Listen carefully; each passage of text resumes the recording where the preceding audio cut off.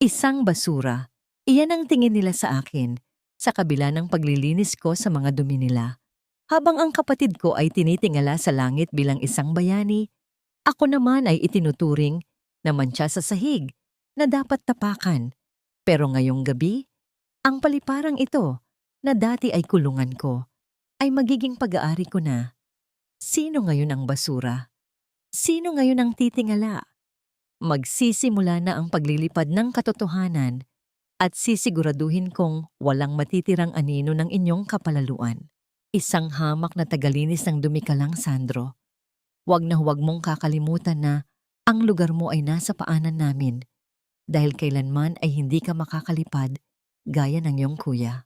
Ang boses na yon ni Donato Belmoro ay tila isang malupit na hatol na umalingaw-ngaw sa malawak at marangyang lobby ng airport. Hawak ni Sandro ang hawakan ng kanyang map. Ang kanyang mga kamay ay mahigpit na nakakapit dito hanggang sa mamuti ang kanyang mga kasukasuan. Nakaluhod siya sa malamig na sahig, maingat na binubura ang isang mantsa ng kape na naiwan ng isang nagmamadaling pasahero. Sa kanyang harapan, nakatayo ang kanyang ama, suot ang isang mamahaling Amerikana na walang kahit isang gatla ng dumi, kasama ang kanyang kapatid na si Leandro na sadyang kislap bulag sa suot nitong uniforme ng isang piloto. Sa itaas nila, isang dambuhalang billboard ang nakapaskil kung saan ang mukha ni Leandro ay nakangiti ng buong ningning. May titulong piloto ng taon. Ang liwanag mula sa mga spotlight ay tila nanunuya kay Sandro na sa mga sandaling iyon ay mistulang anino lamang sa ilalim ng tagumpay ng kanyang kapatid. Pinanood ni Sandro kung paano sadyang itapak ni Donato ang kanyang makintab na sapatos na balat sa bahagi ng sahig na kapupunas pa lamang niya. Ang tunog ng marahas na pagdikit ng sapatos sa basang tiles ay bumasag sa katahimikan ng paligid. Ngunit mas malakas ang pagbasag nito sa dignidad na pilit itinatayo ni Sandro. "Dad, let's go. Baka malate tayo sa dinner celebration." Wika ni Leandro na may tono ng pagmamayabang ni hindi man lang tinapunan ng tingin ang kapatid na nasa kanyang paanan. Ang bango ng kanyang mamahaling pabango ay humalo sa amoy ng sabon at chlorine na gamit ni Sandro, isang paalala ng dalawang mundong namamagitan sa kanila kahit pa iisa ang dugong nananalaytay sa kanilang mga ugat. Nanatiling nakayuko si Sandro. Naramdaman niya ang pait na dahan-dahang namumuo sa kanyang lalamunan, isang bara na tila ayaw lumubog. Ang bawat patak ng tubig mula sa kanyang mop na nahuhulog pabalik sa timba ay tila pintig ng isang pusong pagod na sa paghingi ng katarungan. Nang makaalis ang dalawa, iniwan siya nito sa gitna ng malawak na espasyo, isang lalaking binalot ng katahimikan at ng sariling pait. Pagkatapos ng kanyang shift, lumabas si Sandro sa malamig na gabi. Ang ulan ay nagsimulang pumatak. Dahan-dahang dinidilig ang semento ng paliparan na tila nakikiramay sa kanyang nararamdaman. Naglakad siya patungo sa isang maliit na karinderya na tanging liwanag na natitira sa madilim na bahagi ng kalsada malapit sa hangar. Ang amoy ng mainit na luya at bagong luto na lugaw ay tila isang mainit na yakap na sumalubong sa kanya. "Sandro, gabi na ah. Halika, maupo ka muna rito." Bati ni Tess, ang may-ari ng karinderya. Ang kanyang tinig ay malambot at puno ng malasakit, kabaligtaran ng mga boses na narinig ni Sandro kanina. Inilapag ni Tess ang isang mangkok ng umuusok na lugaw sa harap niya at bago pa man makapagsalita si Sandro, ay iniabot na nito ang isang malinis na bimpo. "Punasan mo ang pawis at ulan sa mukha mo. Huwag mong hayaang kainin ka ng pagod." Sa bawat higop ni Sandro ng mainit na sabaw, naramdaman niya ang unti-unting pagtunaw ng yelo sa kanyang puso. Si Tess lamang ang tanging tao na tumitingin sa kanya hindi bilang isang tagalinis, kundi bilang isang lalaking may halaga. Sa maliit na espasyong ito hindi siya anino, hindi siya basura. Habang tahimik silang nagbabahagi ng sandali, biglang nag-vibrate ang cellphone ni Sandro sa loob ng kanyang bulsa. Isang hindi pamilyar na numero ang lumitaw sa screen. Pagpindot niya sa sagot, isang baritono at formal na boses ang narinig niya sa kabilang linya. Good evening, Mr. Belmoro. This is Attorney Benicio Ramos. I am calling to inform you that the final transfer of majority shares for the Airport Management Corporation has been finalized. As of 5 minutes ago, you are now the primary owner of the airport where you work. We are awaiting your instructions for the board meeting tomorrow. Nanigas si Sandro. Ang kanyang paningin ay nanatiling nakapako sa refleksyon ng kanyang sarili sa mangkok ng lugaw. Isang lalaking basang-basa, pagod, at may mantsa ng trabaho sa suot na t-shirt. Isang malalim na buntong hininga ang kumawala sa kanyang mga labi. Isang buntong hininga na nagdadala ng bigat ng maraming taon ng pagtitiis. Tumingin siya kay Tess na abala sa pagliligpit ng mga gamit. Ang babaeng ito ay walang malay na ang lalaking pinapakain niya ng lugaw sa halagang barya ay ang siya na ngayong humahawak sa kapalaran ng libu-libong manggagawa sa paliparang iyon. Ibinalik niya ang atensyon sa telepono.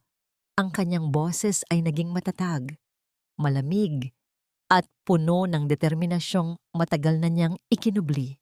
Salamat, Attorney Ramos. Ituloy ang plano. Ngunit may isa akong hiling. Huwag ninyong ipapaalam sa pamilya Belmoro ang pangalan ko hanggat hindi ko sinasabi. Gusto kong makita kung hanggang saan ang itatagal ng kanilang mga pakpak bago sila tuluyang bumagsak sa lupang matagal nilang ninaisan na ibaon ako. Nang maibaba niya ang tawag, ang hangin sa paligid ay tila nagbago.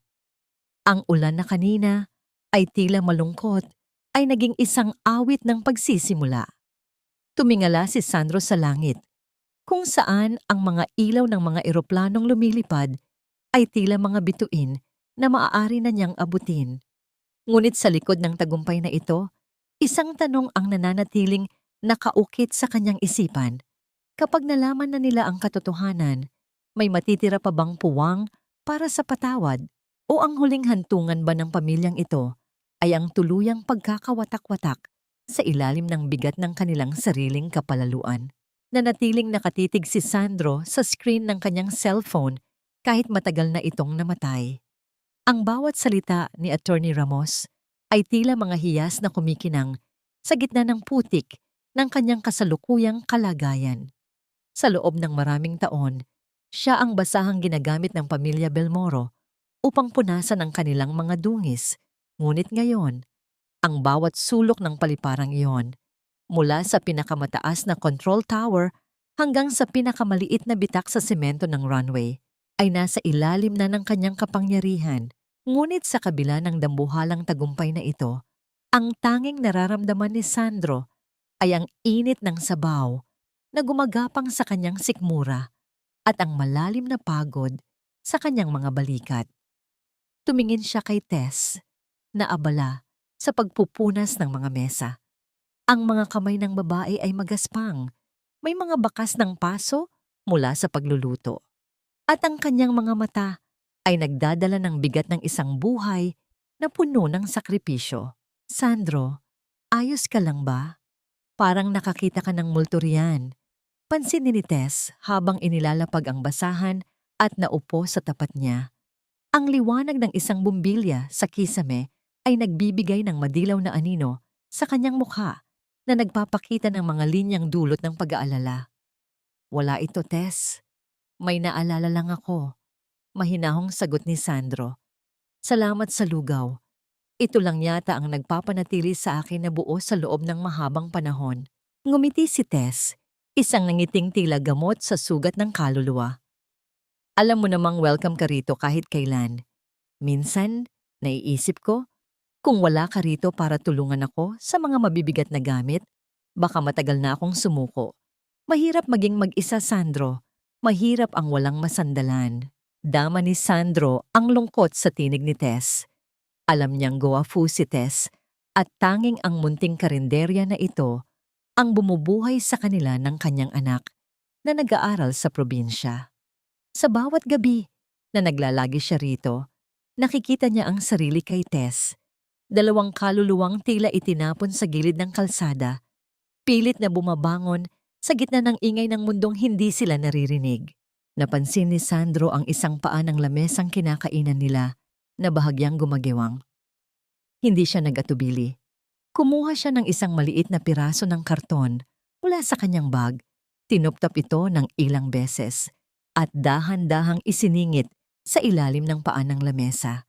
Sinubukan niyang yugyugin ang mesa at nang makitang matatag na ito, ay bahagyang kumurap ang kanyang mga mata sa kasiyahan. Ayan, hindi na siya gagalaw. Wika niya. Napatitig si Tess sa ginawa ni Sandro. Salamat. Ganyan ka lagi, Sandro. Kahit maliliit na bagay na hindi ko napapansin, inaayos mo ng walang reklamo. Sayang ang talino mo.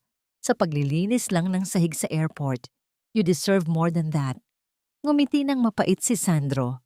Sapat na sa akin na may isang tao na nakakakita na higit pa sa uniforme ko ang pagkatao ko, Tess. Iyon lang, sapat na. Tumayo na si Sandro upang magpaalam. Ang ulan ay tumila na, ngunit ang lamig ng gabi ay nanunuot pa rin sa kanyang basang t-shirt. Kinuha niya ang kanyang lumang bag at muling nagpasalamat bago lumabas patungo sa dilim ng kalsada. Habang naglalakad si Sandro palayo, naiwan si Tess na tila may malalim na iniisip. Nagsimula siyang magligpit ng pinagkainan ni Sandro nang mapansin niya ang isang itim na leather na pitaka na naiwan sa ilalim ng upuan. Siguradong nahulog ito ni Sandro nang yumuko siya para ayusin ang lamesa. Dali-daling kinuha ni Tess ang pitaka. Sandro, ang pitaka mo! Sigaw niya, ngunit malayo na ang lalaki at nilamon na ng dilim at ng ugong ng mga makina mula sa hangar. Dala ng pag-aalala na baka may mahahalagang gamit sa loob, dahan-dahang binuksan ni Tess ang pitaka upang kumpirmahin kung kay Sandro nga ito. Ngunit imbes na barya o lumang lisensya ang makita, isang makintab at gintong card ang tumambad sa kanya. Ang card ay may logo ng Airport Management Corporation, isang bagay na tanging ang pinakamatataas na opisyal lamang ang mayroon. Nanginginig ang mga kamay ni Tess nang makita niya ang ID na kasama nito. Hindi ito ang asul na ID ng mga janitor na laging suot ni Sandro sa kanyang leeg. Ang ID ay itim, may nakasulat na Executive Access at sa itaas ng kanyang larawan ay nakasulat ang buong pangalan nito, Alessandro Donato Belmoro. Sa ilalim ng pangalan, nakaukit sa mga titik na tila sumasampal sa realidad ni Tess ang titulong Chairman at Chief Executive Officer. Nabitawan ni Tess ang pitaka. Ang tunog ng pagbagsak nito sa sahig ay tila isang malakas na kulog sa kanyang pandinig.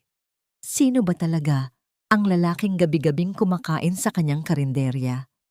Bakit ang isang taong may hawak ng langit ay mas pinipiling mamuhay sa piling ng alikabok? Ang bawat alaala ng kanilang pag-uusap ay tila naging isang malaking palaisipan na hindi niya kayang buuin.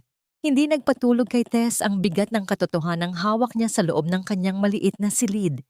Ang pitaka ni Sandro ay nanatiling nakapatong sa kanyang unan, tila isang mainit na uling na nagpapaalala sa kanya na ang mundong kinatatayuan niya ay hindi gaya ng inaakala niya.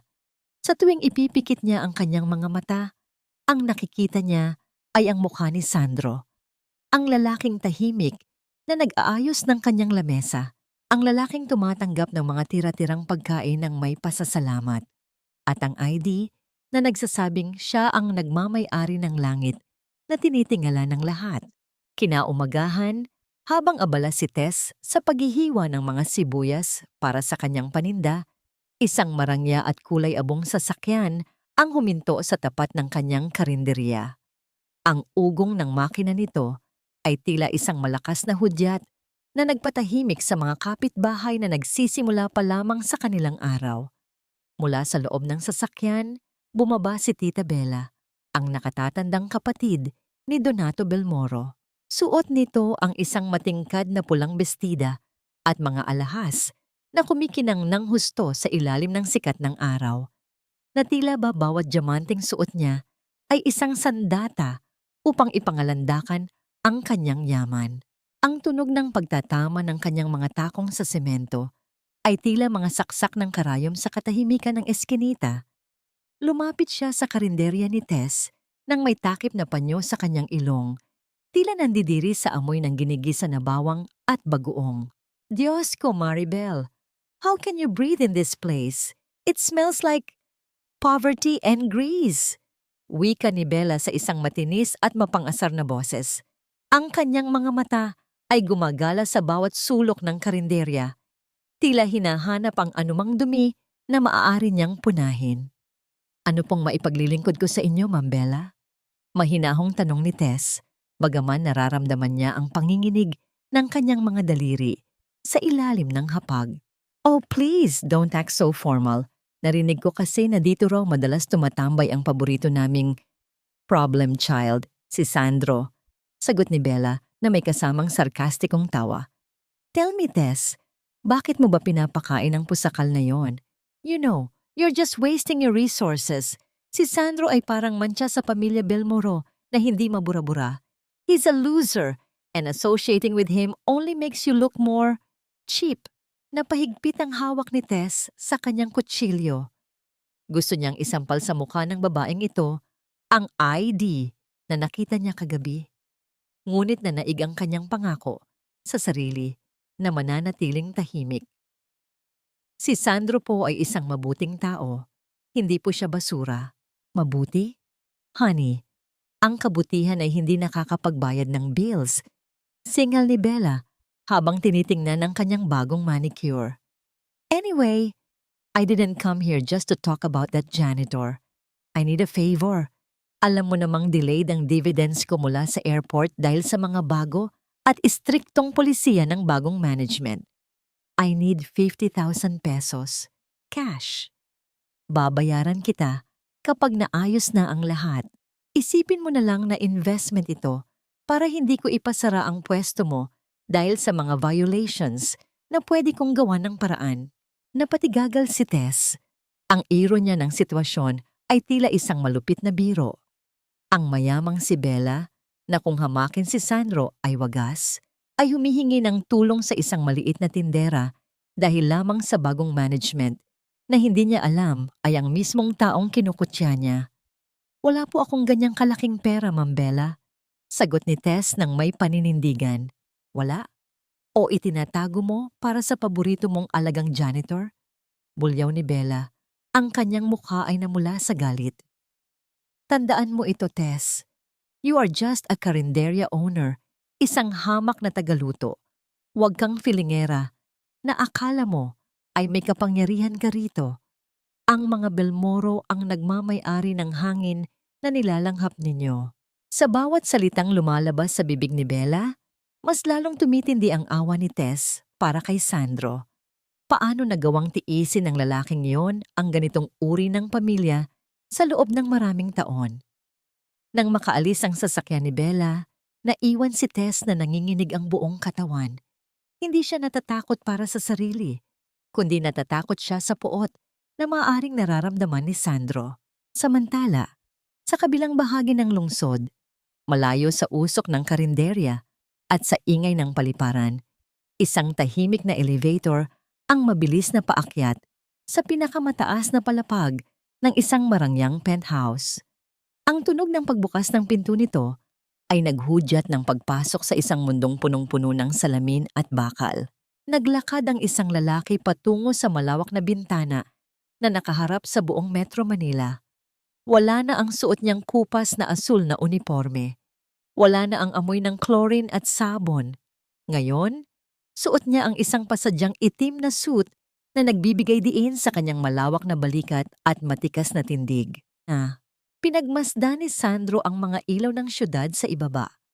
Sa kanyang kamay, hawak niya ang isang baso ng alak at ang kanyang mga mata ay kasing lamig ng gabi.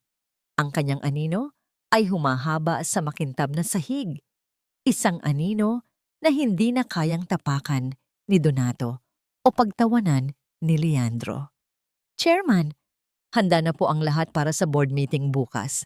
Wika ng isang boses mula sa kanyang likuran. Hindi lumingon si Sandro. Ang tanging nasa isip niya ay ang mukha ni Tess habang inaabutan siya ng lugaw. Naramdaman niya ang kakaibang kirot sa kanyang dibdib. Sa gitna ng lahat ng yaman at kapangyarihang ito, bakit tila mas mahirap harapin ang katotohanan na ang tanging taong nagmahal sa kanya ay ang taong pinagsisinungalingan niya? Ang bawat dokumento na binabasa ni Sandro sa ilalim ng malamig na liwanag ng kanyang mesa sa penthouse ay tila isang matalim na kutsilyo na humihiwa sa kanyang tiwala sa sariling kapatid. Ang mga numero at technical na ulat ay hindi nagsisinungaling. Sa harap ng kanyang mga mata, nakabuklat ang lihim na matagal nang itinatago sa ilalim ng marangyang uniforme ni Leandro Belmoro. Flight 702, engine vibration detected. Pilot cleared for takeoff without secondary inspection. Isang malalim na buntong hininga ang kumawala sa dibdib ni Sandro habang hinahaplos niya ang kanyang sentido. Hindi lamang ito isang simpleng pagkakamali.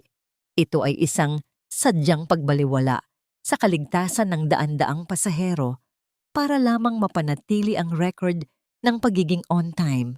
Ang bawat pirma ni Leandro sa mga maintenance logs ay tila isang sumpa na nakasulat sa dugo ng mga taong walang kamalay-malay na ang kanilang buhay ay nakasalalay sa mga kamay ng isang taong mas mahalaga ang pride kaysa sa prinsipyo.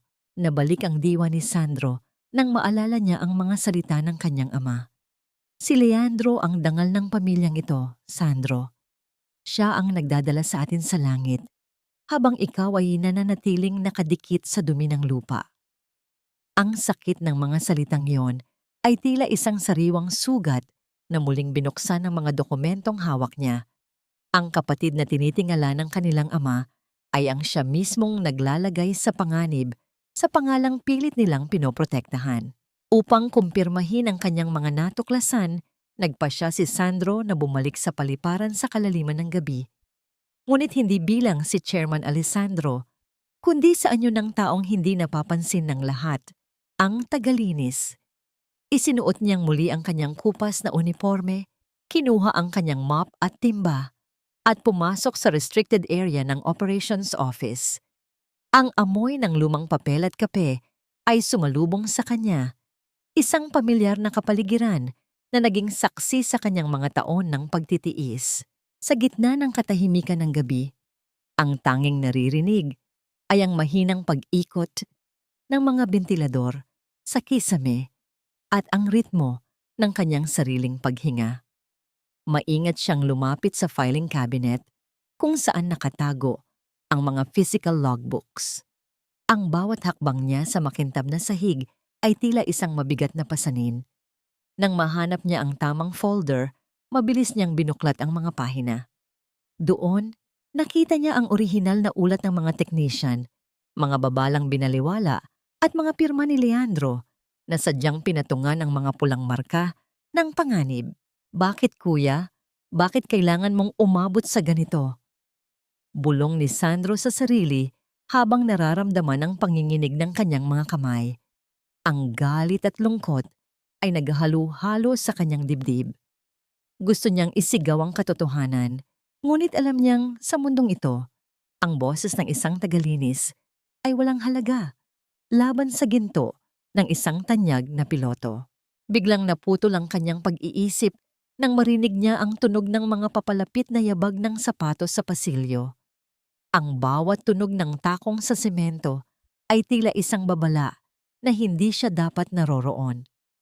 Mabilis niyang ibinalik ang folder at kinuha ang kanyang mop. Pilit na ibinabalik ang anyo ng isang masunuring manggagawa. Isang matangkad na security guard ang pumasok sa silid. Ang liwanag mula sa kanyang flashlight ay tumama sa mukha ni Sandro. Hoy! Anong ginagawa mo rito sa oras na ito? Tapos na ang cleaning schedule sa floor na ito ah. Pasensya na po, boss. May naiwan lang po akong gamit. Sagot ni Sandro sa kanyang karaniwang mapagkumbabang boses habang pilit na itinatago ang kaba sa kanyang dibdib. Pinagmasdan siya ng guard ng matagal. Ang mga mata nito ay puno ng pagduda. Umalis ka na rito. Bawal ang tambay dito, lalo na't may sensitibong mga ulat dyan. Baka mapagbintangan ka pa kapag may nawala. Tumango si Sandro at dahan-dahang lumabas. Bit-bit ang kanyang timba. Ngunit bago pa man siya makalayo, nakita niya ang anino ng isang lalaking pababa mula sa elevator. Kahit madilim, kilalang-kilala niya ang tindig na yon. Si Leandro.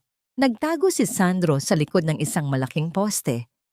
Ang kanyang puso ay tila isang tambol na nagwawala sa loob ng kanyang dibdib. Nakita niya ang kanyang kapatid na pumasok sa opisina. Tila may hinahanap na dokumento ng madalian. Ang mukha ni Leandro ay puno ng tensyon at ang kanyang mga mata ay balisa. Hindi ang mukha ng isang bayani, kundi ang mukha ng isang taong natatakot na ang kanyang mga lihim ay malapit ng mabunyag. Sa mga sandaling iyon, naintindihan ni Sandro ang lahat. Ang laban na ito ay hindi na lamang tungkol sa kanya at sa kanyang pamilya. Ito ay tungkol sa katotohanang nakabaon sa ilalim ng mga pakpak ng eroplanong pilit, itinatago ang mga depekto nito. Habang pinapanood niya ang kanyang kapatid mula sa dilim, isang mabigat na desisyon ang nabuo sa kanyang isipan. Kinabukasan, pumunta si Sandro sa karinderya ni Tess. Ang kanyang mukha ay mas malumbay kaysa sa dati. Inabutan siya ni Tess ng mainit na kape at sa pagkakataong ito, hindi nakatiis ang babae. Sandro, nahanap ko ang pitaka mo kagabi. Simula ni Tess, ang kanyang boses ay tila isang bulong na puno ng takot at pag-asa. Inilapag niya ang pitaka sa mesa, kasama ang itim na ID na may titulong chairman. Sino ka ba talaga? Bakit ka narito sa piling naming mga maliliit na tao kung ikaw pala ang may-ari ng lahat ng ito? Napatigil si Sandro sa paghigop ng kape. Ang katahimikan sa pagitan nila ay naging kasing bigat ng langit bago ang isang malakas na bagyo. Tiningnan niya si Tess sa mga mata at doon niya nakita ang pagkabali ng tiwala na pilit niyang inaalagaan. Tess, minsan ang pinakaligtas na lugar para sa isang taong may dalang mabigat na katotohanan ay sa piling ng mga taong hindi naghahanap ng kapangyarihan. Tugon ni Sandro nang may gumaralgal na tinig. Ngunit kailangan mo nang malaman, ang kapatid ko, si Leandro, may ginagawa siyang ikapapahamak ng marami. At ako lang ang tanging makakapigil sa kanya kahit ang kapalit nito ay ang tuluyang pagguho ng pamilyang mayroon ako. Bago pa makasagot si Tess, isang balita sa lumang telebisyon ng karinderya ang kumuha sa kanilang atensyon. Isang urgent announcement mula sa airport. Emergency technical inspection is being conducted for all international flights scheduled today. Namutla si Sandro. Alam niyang nagsimula na ang kanyang mga utos bilang chairman na pumasok sa sistema. Ngunit ang hindi niya alam ay kung hanggang saan ang kayang gawin ni Donato at Leandro upang mapanatili ang kanilang posisyon. Sa gitna ng kaguluhan ng balita, isang mensahe ang pumasok sa kanyang telepono mula kay Attorney Ramos. Chairman, may nag-leak ng impormasyon. Alam na nila na may isang taong nag-iimbestiga sa loob. Mag-ingat kayo. Naiwan si Sandro at Tess na nakatingin sa isa't isa habang ang tunog ng isang eroplanong paalis ay tila isang babala ng isang darating na trahedya. Sa loob ng mansyon ng mga Belmoro, ang bawat sulok ay tila binalot ng isang malamig na presensya na mas mabigat pa sa mga mamahaling kurtinang nakasabit sa bintana. Ang amoy ng mamahaling kahoy at pabango ay hindi sapat upang itago ang baho ng mga lihim na unti-unting nabubulok sa loob ng bawat silid. Sa kusina, nanginginig ang mga kamay ni Corazon habang inihahanda ang paboritong tsaa ni Donato. Ang bawat pagtama ng kutsara sa porselanang tasa ay tila isang babala ng kanyang sariling kahinaan bilang isang ina. Narinig niya ang boses ng kanyang asawa mula sa kabilang silid, mataas at puno ng pagmamalaki, habang kausap ang mga abogadong pilit na itinatago ang mga butas sa reputasyon ni Leandro. Gawin ninyo ang lahat. Hindi maaring madungisan ang pangalan ni Leandro. Siya ang mukha ng pamilyang ito, giutos ni Donato. Ang bawat salita nito ay tila isang saksak sa puso ni Corazon Maraming taon na siyang nananahan sa anino ng kanyang asawa, tikom ang bibig, habang pinapanood ang unti-unting pagpitas ng dignidad ng kanyang bunsong anak na si Sandro. Dala ng isang matinding udyok ng konsensya, nagpasya si Corazon na hanapin si Sandro sa paliparan. Hindi niya alam ang tungkol sa pagiging chairman nito. Ang alam lang niya ay ang kanyang anak ay isang hamak na tagalinis na nakaluhod sa alikabok habang ang panganay ay lumilipad sa langit. Natagpuan niya si Sandro sa isang madilim na sulok ng parking lot. Katatapos lang ng shift nito, ang kanyang anak ay mukhang pagod. Ang unipormeng asul ay may mga mantsa ng pawis, ngunit ang kanyang mga mata ay nanatiling matatag gaya ng isang batong hindi natitibag ng alon. Sandro, tawag ni Corazon. Ang kanyang tinig ay halos isang bulong na nalunod sa ugong ng mga dambuhalang makina ng eroplano sa malayo. Napatigil si Sandro. Ang kanyang puso ay tila piniga nang makita ang kanyang ina. Lumapit siya at nagmano, isang kilos ng paggalang na hindi kailanman nawala sa kanya sa kabila ng lahat. Nay, anong ginagawa niyo rito? Mapapagalitan kayo ni tatay kapag nalaman niyang narito kayo. Mabilis na kinuha ni Corazon ang isang makapal na sobre mula sa kanyang bag at pilit na isiniksik sa kamay ni Sandro. Tanggapin mo ito, anak. Pera ito mula sa aking sariling ipon. Umalis ka na rito sa airport. Maghanap ka ng ibang trabaho sa probinsya kung saan hindi ka nila matatapak-tapakan. Nasasaktan ako, Sandro. Nasasaktan ng isang ina na makita ang anak niyang itinuturing na basura ng sarili niyang ama. Tiningnan ni Sandro ang sobre. Pagkatapos ay ang mukha ng kanyang ina na puno ng mga linya ng pagdurusa. Dahan-dahan niyang ibinalik ang pera sa mga kamay ni Corazon. Salamat, Nay. Ngunit hindi ko kailangan ng pera. Ang kailangan ko ay ang paninindigan na ang tama ay dapat manaig. Huwag kayong mag-alala sa akin. Hindi ako basura at malapit niyo nang makita na ang lupang kinatatayuan ko ay mas matatag kaysa sa langit na kinakapitan ni na kuya. Hindi mo sila kilala, Sandro. Ang iyong ama. Handa siyang gawin ang lahat para sa kanyang dangal. Kahit ang itakwil ka ng tuluyan, babala ni Corazon, ang mga luha ay nagsimulang gumulong sa kanyang mga pisngi. Matagal na niya akong itinakwil, Nay. Ang pagkakaiba lang ngayon, ako na ang bumibitaw sa kadena ng kanyang kapalaluan. Sagot ni Sandro, ang bawat salita ay tila isang panata. Umuwi na po kayo. Mag-ingat kayo. Nang makaalis si Corazon, naiwan si Sandro na nakatitig sa kawalan.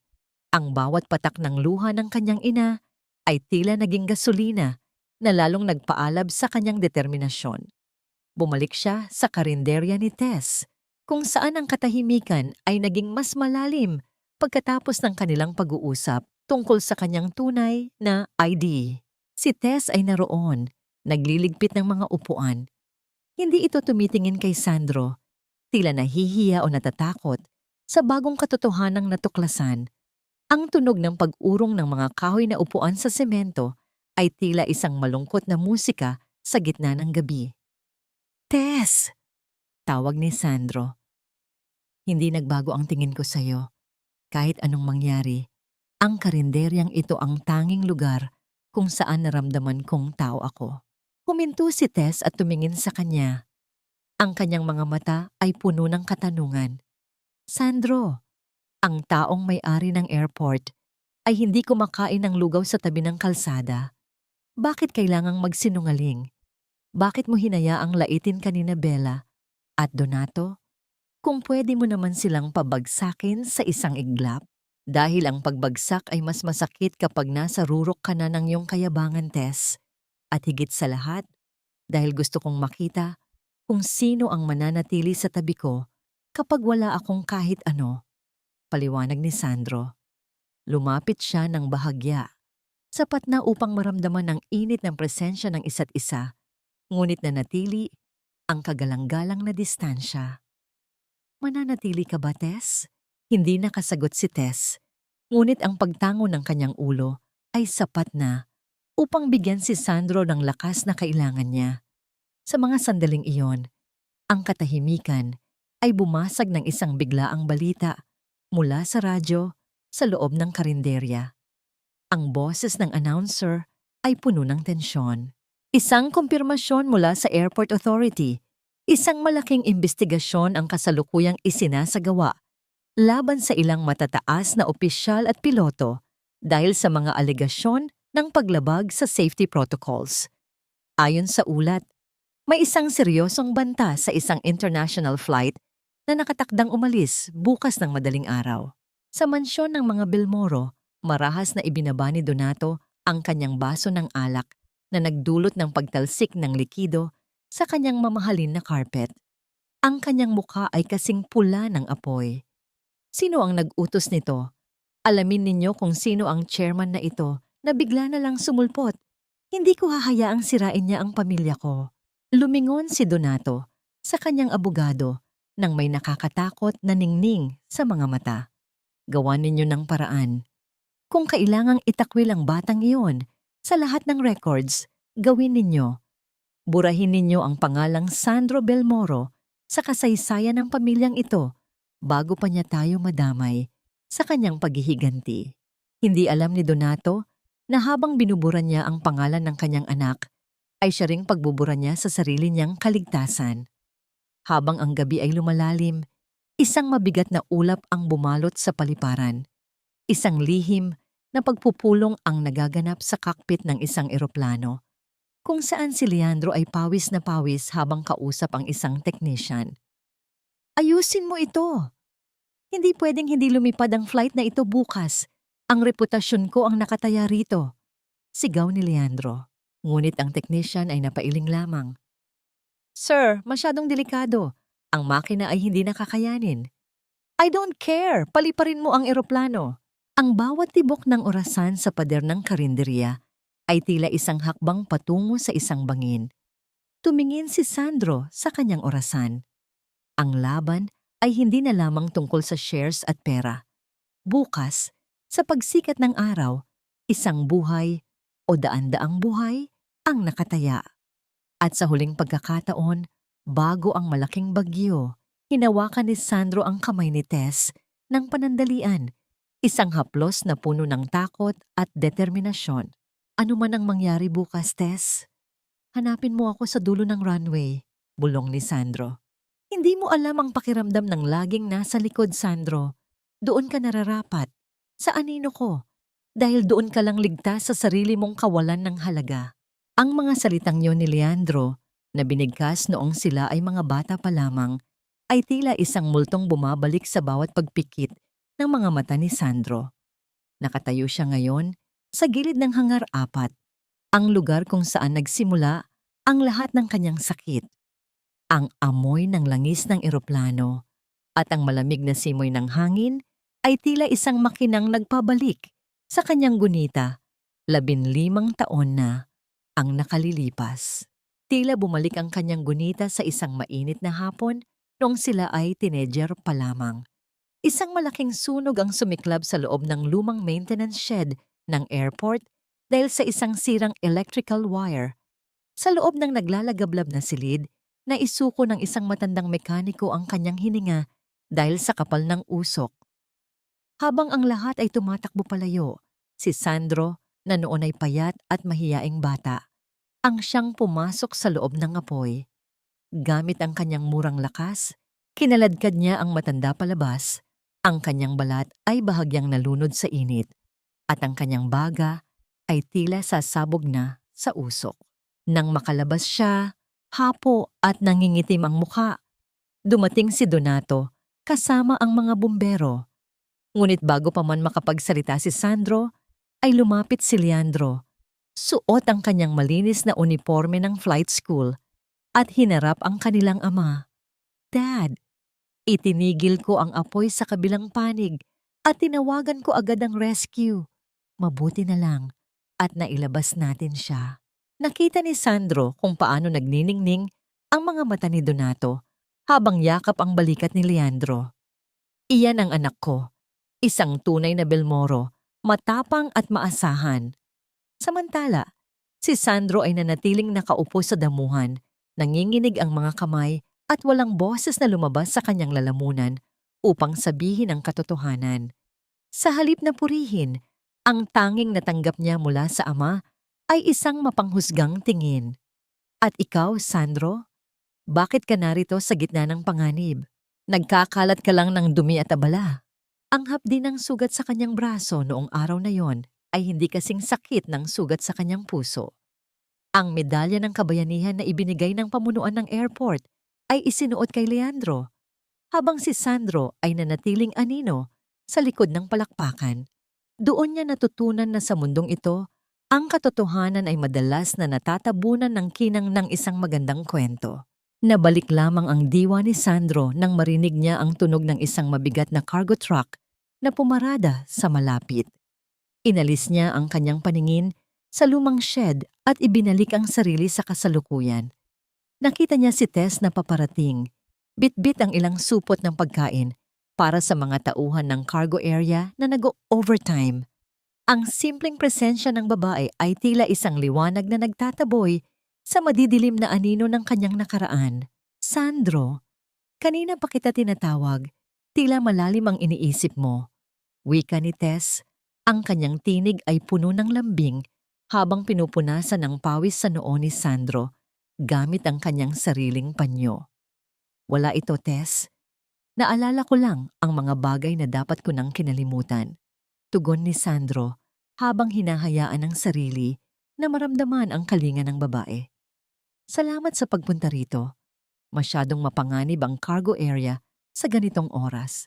Naisip ko lang na baka hindi ka pa kumakain. At isa pa, gusto kitang makita bago ang sinasabi mong malaking kaganapan bukas. Sagot ni Tess, ang kanyang mga mata ay nagdadala ng labis na pag-aalala.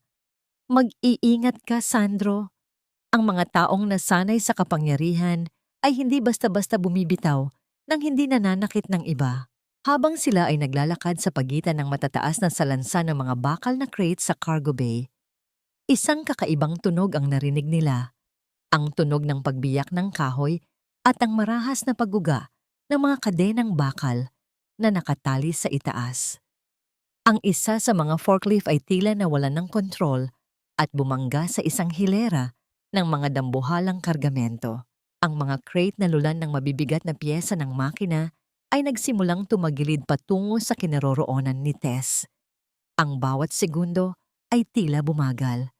Nakita ni Sandro ang takot sa mga mata ng babae.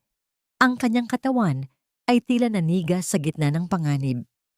Sa isang mabilis na pagkilos, hindi na nag-isip si Sandro.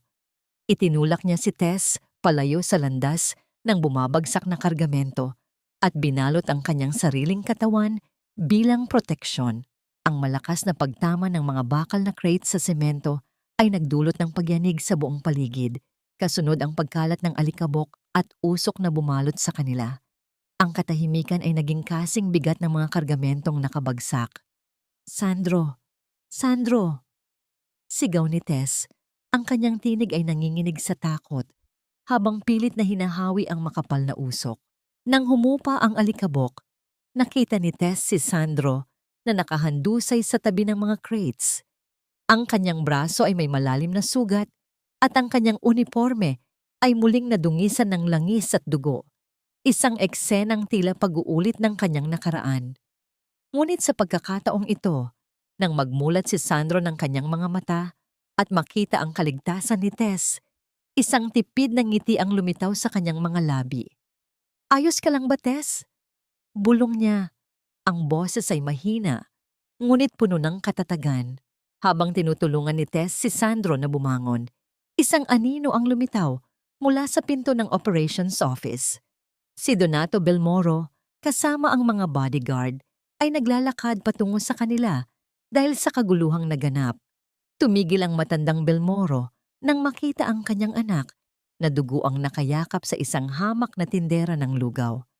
Ang tingin ni Donato ay puno ng puot at pandidiri. Ganyan ka na ba talaga kababa, Sandro? Ang maging isang bayani ng mga basura sa gitna ng dumi. Ngunit sa unang pagkakataon sa kanyang buhay, hindi yumuko si Sandro. Tinitigan niya ang kanyang ama ng diretso sa mga mata, habang ang dugo mula sa kanyang sugat ay dahan-dahang pumapatak sa semento. Isang semento na sa loob ng ilang oras ay formal ng magiging pag-aari niya. Ang tanong na nanatili sa hangin ay hindi na tungkol sa kung sino ang bayani, kundi kung hanggang kailan kayang tiisin ng isang tao ang sakit bago niya tuluyang ilabas ang katotohanang dudurog sa lahat ng kasinungalingan. Dahan-dahang binuksan ni Tess ang maliit na botelya ng alkohol. Ang kanyang mga kamay ay bahagyang nanginginig habang pinagmamasdan ang malalim na sugat sa braso ni Sandro. Nasa loob sila ng maliit na silid sa likod ng karinderya, kung saan ang tanging liwanag ay nagmumula sa isang aandap-andap na bumbilya. Ang amoy ng antiseptic ay humalo sa amoy ng ulan na nananatili sa kanilang mga damit. Sandro, dahan-dahan lang ha, baka mahapdi ito, bulong ni Tess. Ang kanyang tinig ay puno ng pag-aalala na tila siya ang nasasaktan sa bawat gatla ng sugat ng lalaki. Ayos lang ako, Tess. Sanay na ako sa ganito. Tugon ni Sandro. Nakaupo siya sa isang lumang silya. Ang kanyang mga mata ay nakapako sa mukha ni Tess. Sa bawat pagdampi ng bulak sa kanyang balat, nararamdaman ni Sandro ang isang uri ng kuryente na hindi sakit ang dala, kundi isang init na matagal na niyang hinahanap. Nakita niya ang pagkunot ng noo ng babae, ang pagkakagat nito sa kanyang labi dahil sa konsentrasyon at ang maliliit na butil ng pawis sa ilalim ng buhok nito. Nabalik lamang ang diwa ni Sandro nang maramdaman niya ang malambot na daliri ni Tess na dahan-dahang humahaplos sa paligid ng kanyang sugat habang itinatali ang puting benda. Ang haplos na yon ay hindi lamang para sa kanyang pisikal na sugat. Tila ba binubura nito ang mga pilat ng pangungutya na iniwan ng kanyang ama kanina sa airport. Bakit mo ginawa yon, Sandro? Pwede kang mamatay sa ginawa mong pagligtas sa akin. Wika ni Tess. Ang kanyang mga mata ay nagsimulang mangilid ng luha habang nakatingin sa lalaking itinaya ang buhay para sa kanya. Dahil ikaw lang ang tanging bagay na totoo sa buhay ko, Tess. Tapat na sagot ni Sandro. Ang airport, ang yaman, ang pamilya, lahat iyon ay mga aninong madaling maglaho. Pero ang malasakit mo, ang lugaw na ibinibigay mo sa akin tuwing gabi. Iyon ang tanging dahilan kung bakit gusto ko pang gumising kinabukasan. Sandaling tumigil ang mundo para sa kanilang dalawa. Ang ingay ng mga sasakyan sa labas ay tila naglaho at ang tanging nanatili ay ang ritmo ng kanilang mga hininga na nagtatagpo sa maliit na espasyo. Inabot ni Sandro ang kamay ni Tess at dahan-dahang pinisil ito, isang tahimik na pangako na hindi niya ito pababayaan. Nang matapos ang paggamot, lumabas sila ng karinderya. Ang gabi ay binalot na ng isang malakas na buhos ng ulan. Ang mga butil ng tubig ay marahas na humahalik sa semento, lumilikha ng isang makapal na ambon na tila tabing sa buong paligid. Dahil iisa lamang ang kanilang payong, napilitan silang magkalapit ng husto. Inakbayan ni Sandro si Tess upang masigurong hindi ito mababasa. Habang ang balikat ng babae ay nakasandal sa matikas niyang dibdib, ang bawat hakbang nila sa baha ay tila isang sayaw sa gitna ng unos. Ang init ng katawan ni Sandro ay nanunuot sa manipis na blusa ni Tess na nagbibigay sa kanya ng pakiramdam ng seguridad na hindi niya naramdaman simula nang mamatay ang kanyang asawa. Ngunit ang katahimikan ng gabi ay biglang binuwag ng isang marangyang puting sasakyan na biglang huminto sa kanilang tapat. Ang gulong nito ay sumagasa sa isang malaking puddles na nagdulot ng pagtalsik ng maduming tubig sa kanilang mga damit. Bumukas ang bintana ng sasakyan at lumitaw ang mapang-asar na mukha ni Leandro Belmoro. Look at this! Ang ating dakilang janitor may kasama ng tagapagsilbi sa kalsada. Tawa ni Leandro. Ang kanyang tinig ay puno ng panunuya na tila nakakita ng isang palabas sa sirko. Perfect pair, isn't it? Ang isa ay tagalinis ng dumi At ang isa naman ay tagaluto ng dumi. Bagay na bagay kayo sa putikan. Leandro, umalis ka na rito. Wala kaming panahon sa mga laro mo. Mariing sabi ni Sandro habang pilit na pinapakalma ang sarili upang hindi masaktan si Tess. Oh, I'm going. Pupunta pa ako sa press conference para sa promotion ko bilang chief pilot. Ngisi ni Leandro. Sabay tingin kay Tess nang may halong pandidiri. Miss, payo lang. Huwag kang masyadong kumapit dyan sa kapatid ko. Baka mahawaan ka ng kamalasan niyan. Sandro is a loser and he will always be. Sayang naman ang ganda mo kung sa basurero ka lang babagsak. Humalakhak si Leandro bago mabilis na pinaharurot ang kanyang sasakyan na muling nagwisik ng putik sa kanilang dalawa. Naiwang nakatayo si Sandro at Tess sa gitna ng ulan, dugo ang braso at nadungis ang damit, habang ang pulang ilaw ng sasakyan ni Leandro ay dahan-dahang naglalaho sa dilim. Hinarap ni Sandro si Tess, ang kanyang mga mata ay humihingi ng paumanhin para sa kahihiyang idinulot ng kanyang kapatid.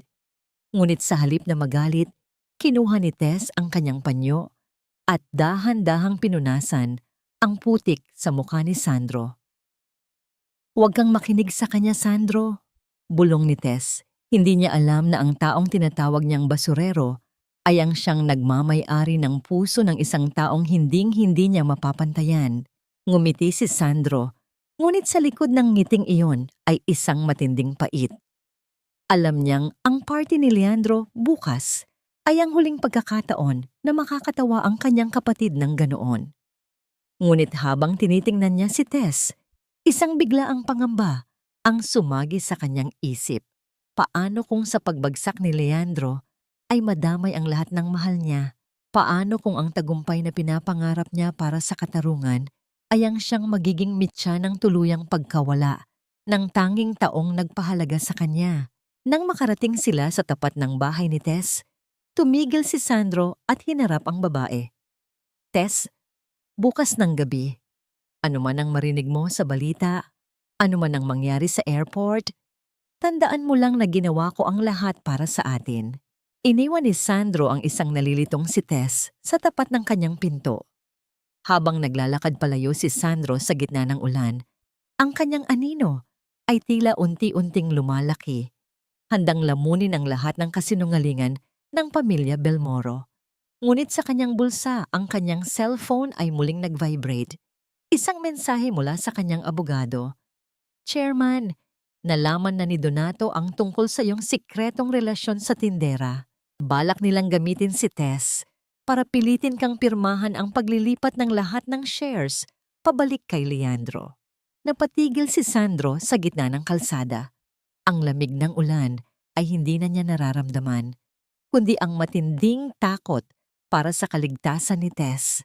Ang digmaan ay hindi na lamang nasa loob ng boardroom, ito ay nasa pintuan na ng taong pinakamamahal niya. Ang bawat hakbang ni Sandro patungo sa mansyon ng mga Belmoro ay tila paglakad sa ibabaw ng mga bubog. Ang ulan ay tumigil na, ngunit ang lamig na iniwan nito ay nanunuot hanggang sa kanyang mga buto.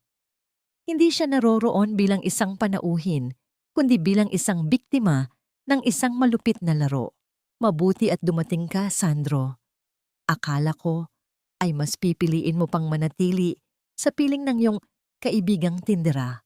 Wika ni Donato Belmoro habang nakatayo sa balkonahe ng mansyon. Ang kanyang silweta ay nababalot ng ginto at marangyang liwanag mula sa loob. Ang kanyang tinig ay puno ng nakatagong banta, isang babalang hindi na kailangang bigkasin ng buo. Pinilit ni Sandro na manatiling kalmado. Nasaan si Tess? Huwag niyo siyang idadamay rito, Dad. Si Tess? Oh, don't worry. She's safe. For now. Pero nasa sa iyo kung mananatili siyang payapa. Ngumisi si Donato. Sabay abot ng isang puting uniforme ng waiter. Ngayong gabi ay ipinagdiriwang natin ang tagumpay ng iyong Kuya Leandro. Dahil gustong-gusto mo ang maglingkod sa mga hamak na tao sa airport, bakit hindi mo subukang pagsilbihan ang mga taong may tunay na halaga sa lipunan? Be a waiter for tonight. Ipakita mo kung gaano kakahusay sa pagiging mababa. Walang nagawa si Sandro kundi tanggapin ang uniforme. Alam niyang ang bawat segundo ng kanyang pananatili roon ay isang paraan upang masigurong hindi gagawan ng masama si Tess. Isinuot niya ang puting jacket, ngunit sa ilalim nito, ang kanyang puso ay nag-aapoy sa galit at determinasyon. Ang mansyon ay punong-puno ng mga kilalang tao sa industriya ng aviation at mga politiko. Ang tunog ng mga nagtatamaang baso ng kristal at ang mahinang tugtog ng isang quartet ay tila isang panunuya sa katahimikan ni Sandro habang nag-iikot bitbit ang tray ng mga mamahaling alak. Nakita niya si Leandro sa gitna ng bulwagan, suot ang kanyang chief pilot uniform, tumatawa at tumatanggap ng mga papuri. "Waiter! More champagne here!" Sigaw ni Leandro nang hindi tumitingin sa mukha ng nagsisilbi. Nang lumapit si Sandro, sadyang binitawan ni Leandro ang kanyang baso na nagdulot ng pagtalsik ng alak sa sapatos ni Sandro. "Ops, sorry, my hand slipped. Pakilinisan na lang ha. Sanay ka naman dyan." Bulong ni Leandro nang may mapanirang ng ngiti bago humarap muli sa kanyang mga panauhin. Sa gitna ng kahihiyan, nanatiling matalas ang pandinig ni Sandro. Habang nagliligpit siya malapit sa bar, narinig niya ang bulungan sa pagitan ni Leandro at ng isang senior maintenance technician na tila balisa at pawis na pawis. "Sir Leandro, kailangang malaman ninyo. Ang turbine ng engine 2 ng Flight 808 ay may nakitang hairline crack. Hindi ligtas na paliparin yon bukas nang walang full replacement," bulong ng technician. Ang boses ay nanginginig sa takot. "Shut up! Ang flight na yan ay puno ng mga international invitors. Kapag na-delay iyan, mawawala ang promotion ko," mariing sagot ni Leandro. "Pirmahan mo ang clearance. It's just a small crack. Kakayanin niya ng eroplano. Don't ruin my night." Nanigas si Sandro sa kanyang kinatatayuan. Ang Flight 808 ay ang mismong eroplanong gagamitin ni Leandro para sa kanyang celebratory flight bukas. Ang hairline crack sa turbine ay hindi lamang isang maliit na depekto. Sa taas na 30,000 talampakan, maaari itong maging sanhi ng isang pagsabog na wawasak sa buong makina. Tumingin si Sandro sa kanyang kapatid. Nakita niya ang isang taong bulag sa sariling ambisyon. Isang taong handang itaya ang buhay ng daan-daang pasahero para lamang sa isang medalya at palakpakan. Ang galit ni Sandro ay napalitan ng isang matinding kilabot. Sa kabilang bahagi ng bulwagan, nakita ni Sandro ang kanyang ina, si Corazon, na nakatitig sa kanya mula sa malayo. Ang mga mata nito ay puno ng luha at pagsisisi, ngunit nanatili itong tikom, ang bibig, sa tabi ni Donato. Iyon ang kanyang golden moment, isang sulyap na nagsasabing kahit sa gitna ng kadiliman, may isang taong nakakaalam ng kanyang tunay na halaga. Kahit wala itong lakas na ipagtanggol siya, bago matapos ang gabi, isang mensahe ang pumasok sa burner phone ni Sandro mula sa kanyang head of security. "Chairman, nahanap na namin ang kinaroroonan ni Tess. Ligtas siya, pero binabantayan ng mga tauhan ni Donato sa labas ng kanyang bahay. Await your command." Huminga ng malalim si Sandro. Ang bitag ay nakalatag na. Alam ni Donato na ang shares ang kahinaan ni Sandro, ngunit hindi alam ni Donato na ang tunay na lakas ni Sandro ay ang katotohanang hawak niya ang buhay ng lahat ng nasa mansyong yon sa kanyang mga kamay. "Dad," wika ni Sandro nang lumapit siya kay Donato bago ito umakyat sa silid. "Sigurado ba kayong gusto niyong ituloy ang flight bukas? May mga bagay na kapag nasira, hindi na kayang ayusin ng kahit anong yaman. Huwag mo akong pangaralan, Sandro. Ibigay mo sa akin ang shares bukas o mawawalan ka ng kaibigan." Malamig na tugon ni Donato. Iniwan ni Sandro ang mansyon nang may mabigat na pasanin. Alam niya ang nakita niya sa ulat ng technician. Ang Flight 808 ay hindi isang eroplano. Ito ay isang lumilipad na kabaong. Ang cliffhanger ng gabing ito ay hindi tungkol sa kung pipirmahan ba ni Sandro ang dokumento, kundi kung hahayaan ba niyang lumipad ang kanyang sariling kapatid patungo sa sarili nitong kamatayan o ililigtas niya ito sa paraang tuluyang dudurog sa lahat ng kinalakihan nilang kasinungalingan. Magsilbi ka, Sandro. Huwag mong hahayaan na matuyo ang lalamunan ng mga panauhin natin dahil baka yan na ang huling pagkakataon na makatayo ka sa loob ng mansyong ito. Ang tinig ni Donato ay umaling-awngaw sa buong bulwagan, sapat na upang lumingon ang ilang matataas na opisyal at pagtawanan ang lalaking may hawak ng tray. Si Sandro ay nanatiling nakatayo ng matuwid. Ang kanyang puting jacket ay tila isang sumpa na nagpapaalala sa lahat ng kanyang kababaan. Ang bawat hakbang niya sa makintab na sahig ay tila pagpasan ng isang mabigat na krus, habang ang mga mata ni Leandro ay nakasunod sa kanya, puno ng tagumpay at pangungutya. Dad naman, hayaan mo na siya. He's doing a great job as a waiter. At least dito, hindi siya nakakaabala sa operations ng airport. Halakhak ni Leandro bago inubos ang kanyang alak at marahas na ipinatong ang baso sa tray ni Sandro. Ang bigat ng baso ay nagdulot ng bahagyang pag-uga ng mga kamay ni Sandro. Ngunit hindi niya hinayaang malaglag ang anuman. Ang bawat hibla ng kanyang pasensya ay pilit na hinihila hanggang sa dulo, habang ang alaala ni Tess, ang kanyang tawa, ang init ng kanyang karinderya, ay tila isang angkla na nagpapanatili sa kanya sa katinuan. Dinala ni Donato si Sandro sa isang liblib na sulok ng library, malayo sa ingay ng musika at tawanan. Inilapag ni Donato ang isang makapal na folder sa ibabaw ng mesa.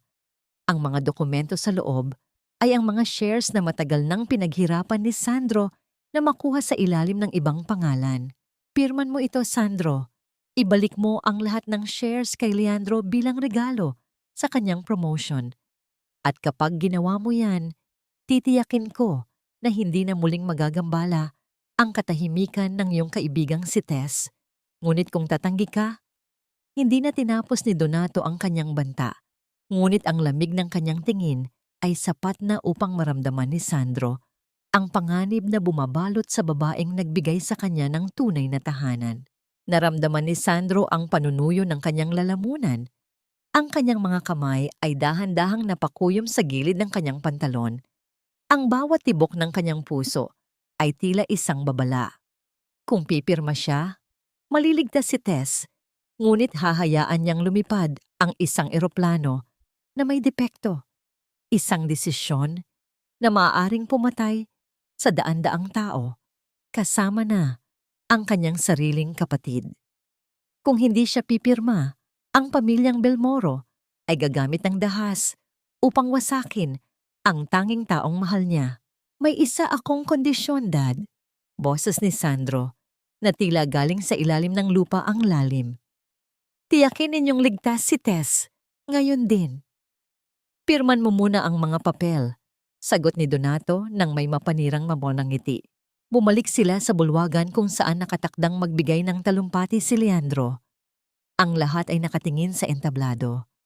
Ngunit bago pa man makahawak ng mikropono si Leandro, ang malalaking pintuan ng mansyon ay bumukas ng marahas. Pumasok ang tatlong lalaking suot ang formal na barong. Ang mga muka ay seryoso at walang bakas ng pakikipagkaibigan. Sila ang mga kinatawan ng Board of Directors ng Airport Authority. Tigil ang selebrasyon, wika ng isa sa mga lalaki, ang boses ay umalingaw-ngaw sa buong silid na nagpatahimik sa lahat ng panauhin. May mga bagong ebidensya ng malubhang kapabayaan sa seguridad at falsification of documents na natanggap ang board.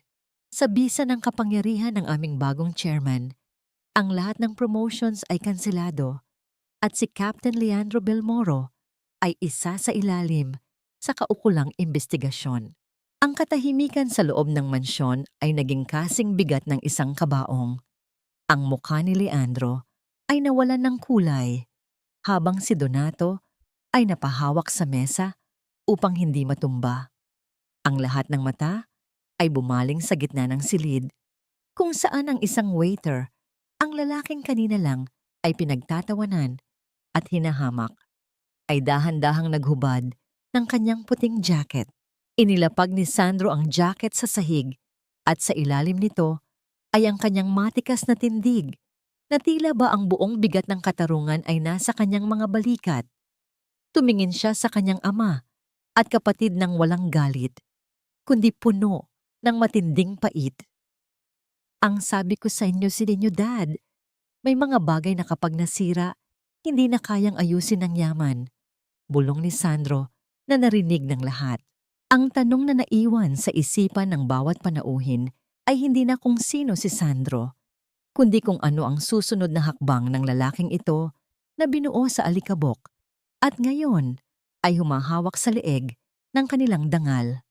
Ang bawat sandali ay tila isang mitya na handa ng sumabog at ang katotohanan ay hindi na kayang ikulong ng anumang pader ng mansyon. Ang katahimikan sa loob ng mansyon ay tila isang malapot na usok na pumupuno sa bawat sulok. Sapat na upang mahirapang huminga ang mga panauhing kanina lamang ay nagtatawanan. Nakatayo si Sandro sa gitna ng bulwagan. Ang kanyang anino ay humahaba sa ilalim ng dambuhalang chandelier, habang ang puting jacket ng waiter na kanyang hinubad ay nakahandusay sa paanan niya.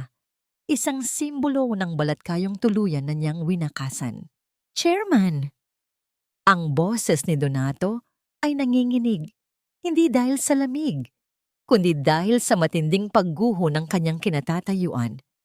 Ang kanyang mga mata ay pabalik-balik sa mga kinatawan ng board at sa kanyang anak, na lalaking itinuring niyang mantsa sa pamilya. Anong uri ng biro ito, Sandro? Saan ka kumuha ng lakas ng loob para magbayad ng mga aktor at gambalain ang gabi ng iyong kuya? Hindi sumagot si Sandro. Sa halip, ang isa sa mga kinatawan ng board ay lumapit at iniabot ang isang itim na folder na may gintong tatak ng Airport Management Corporation. Hindi ito biro, Mr. Belmoro. Sa loob ng 3 taon, ang mga shares na unti-unting binibili ng kumpanyang Liab Holdings ay sa ilalim ng pangalan ni Alessandro Belmoro. Siya ang may-ari ng higit sa 60% ng korporasyon. Siya ang nagbigay ng kautusan na itigil ang lahat ng operasyon na may kinalaman sa mga pekeng ulat ng maintenance. Proceed. Nabitawan ni Leandro ang kanyang baso. Ang tunog ng pagbasag ng kristal sa makintab na sahig ay tila isang malakas na hudyat ng kanyang sariling pagkawasak. Ang likido ay tumalsik sa kanyang malinis na uniforme, ngunit hindi niya ito napansin. Nakatitig lamang siya kay Sandro. Ang kanyang mukha ay naging kasing puti ng papel na binalot ng takot at pagtanggi. You? Ikaw na tagalinis lang? Ikaw na palaging nakayuko sa paanan ko? Ang tinig ni Leandro ay puno ng puot, isang desperadong tinig ng isang taong nalulunod. Impossible! Dad, don't believe him. Ginamit niya ang pera ng pamilya. Magnanakaw siya. Ang perang ginamit ko ay ang perang pinaghirapan ko habang ikaw ay abala sa paggastos para sa iyong mga luho. Malamig na tugon ni Sandro. Ang kanyang boses ay hindi mataas, ngunit bawat salita ay tila isang hampas ng katotohanan.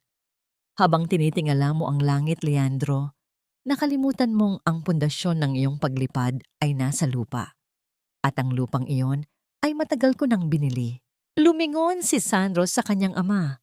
Nakita niya ang matinding pagkapahiya sa mga mata ni Donato. Ang dangal na pilit nitong itinatayo sa loob ng maraming dekada ay nagkapira-piraso sa harap ng mga pinaka-impluensyal na tao sa lipunan. Chairman, Sandro. Utal ni Donato, ang kanyang tindig ay tila biglang tumanda ng 10 taon. Ngunit bago pa makapagsalita ang matanda, isang malakas na tunog mula sa isang radyong bitbit ng isa sa mga opisyal ang bumasag sa tensyon. Ang boses mula sa kabilang linya ay puno ng kaba at pagmamadali. Red alert! Red alert! Flight 808 is taxiing for takeoff. Inignora ni Captain Ramos ang grounding order. Ulitin ko. Ang Flight 808 ay nasa runway na. Namutla ang lahat. Ang Flight 808 ay ang celebratory flight na dapat ay pangungunahan ni Leandro. Ngunit dahil sa selebrasyon ay ipinaubaya niya sa kanyang co-pilot at sa mga VIP guests na naunang sumakay. Ang hindi alam ni Leandro, ang engine dalawa ng eroplanong yon ang may hairline crack na kanyang pilit na itinago. Sino ang nagpalipad niyan? Sigaw ni Sandro. Ang kanyang autoridad ay biglang lumitaw ng buong buo. Sinunod nila ang huling pirma mo, Leandro. Singhal ng isang opisyal. Dahil sa takot nila sa'yo, pinilit nilang ilabas ang eroplano bago pa makarating ang opisyal na memo ng chairman. Napatakip ng bibig si Corazon, ang kanyang ina, at dahan-dahang napaupo sa sahig habang humihikbi. Ang kaba ay tila isang malamig na kamay na sumasakal sa lahat ng naroroon. Sa loob ng eroplanong yon ay ang mga taong pinakaimportante sa industriya at ang buhay nila ay nakasabit sa isang makinang handa ng sumabog. Tumingin si Sandro kay Leandro na ngayon ay nakaluhod na rin sa sahig. Nanginginig ang buong katawan. Iyan ang ginawa mo, kuya.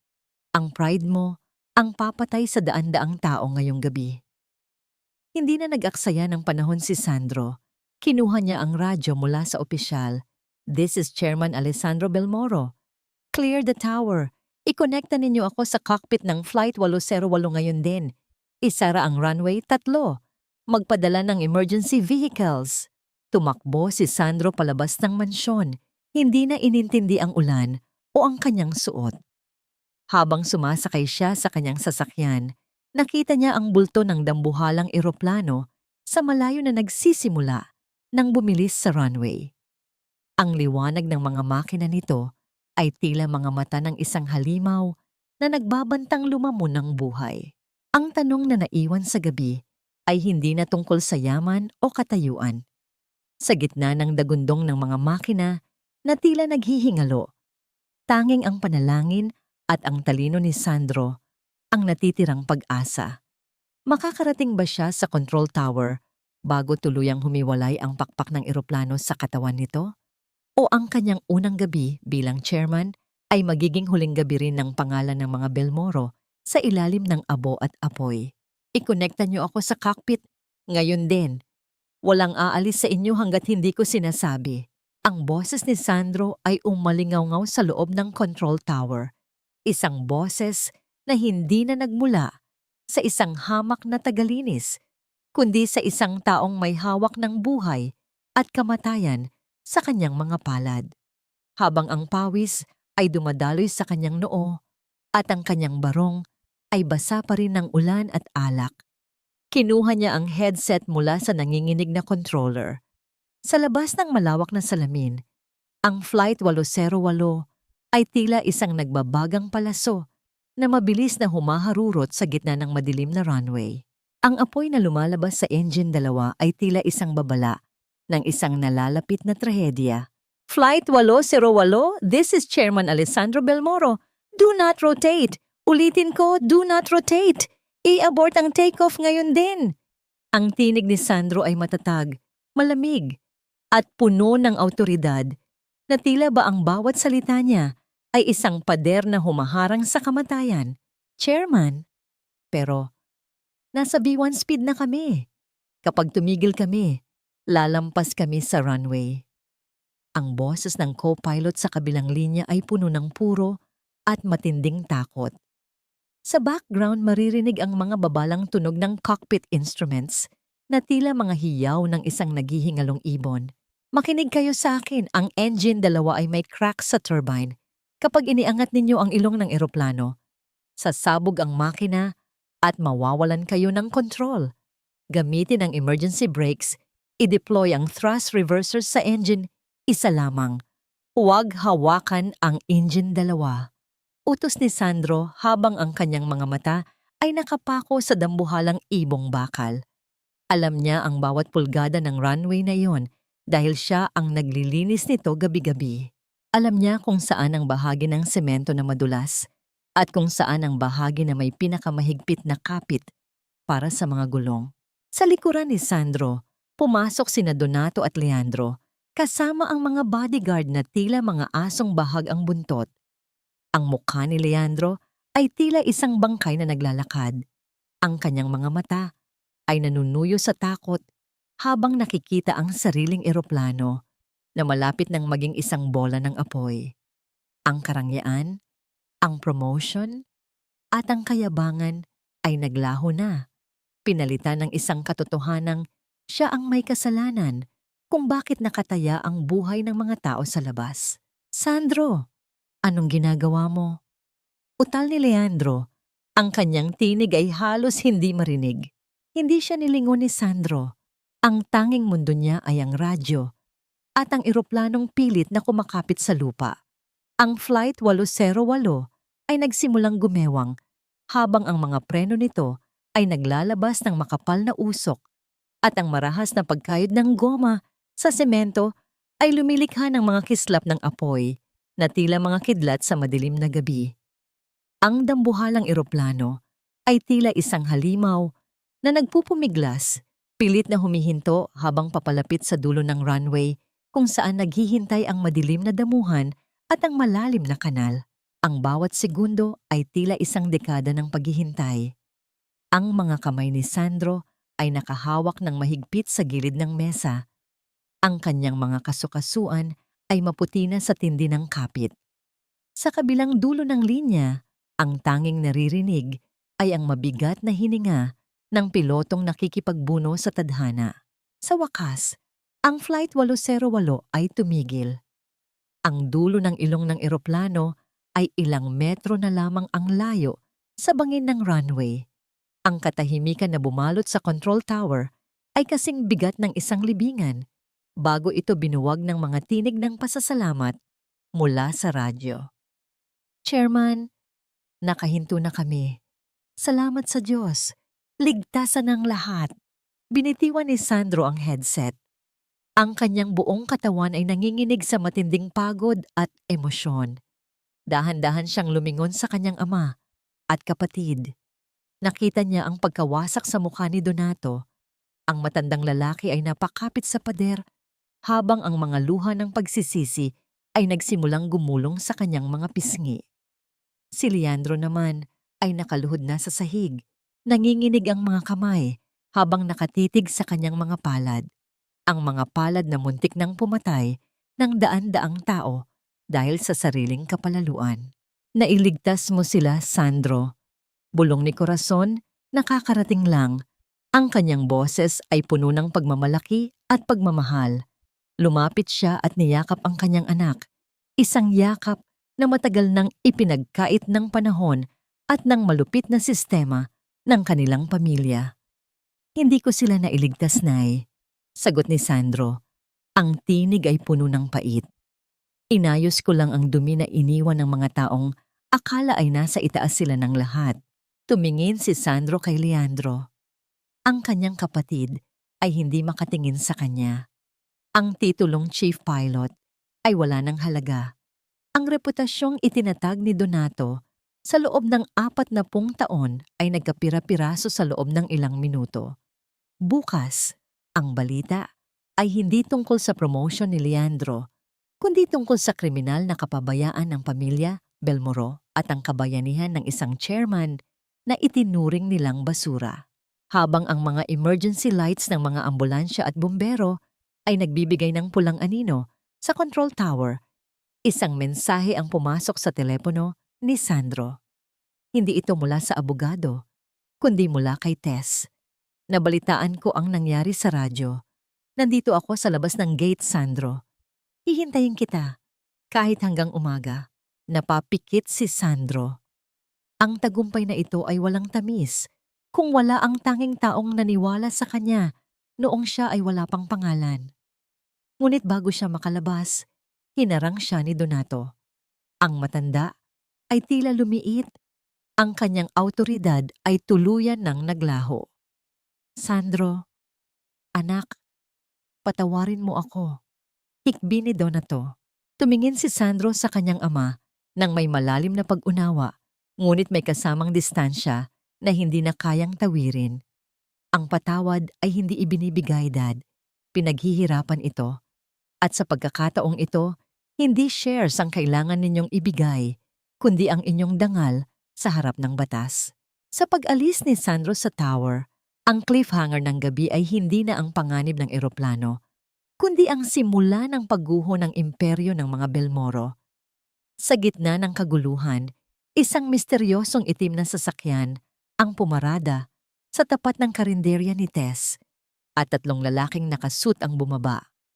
Ang tanong na naiwan sa kadiliman ay ito, sapat na ba ang pagiging chairman ni Sandro upang protektahan si Tess mula sa huling paghihiganti ng isang pamilyang wala nang mawawala?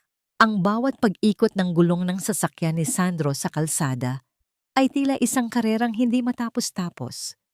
Habang papalapit siya sa maliit na eskinita patungo sa karinderya ni Tess, ang kaba sa kanyang dibdib ay mas malakas pa sa dagundong ng mga eroplanong kanina lamang ay pinatitigil niya. Ang malamig na pawis sa kanyang mga palad ay hindi na dahil sa tensyon ng control tower, kundi dahil sa takot na baka huli na ang lahat para sa babaeng nagbigay sa kanya ng dahilan upang manatiling mabuti.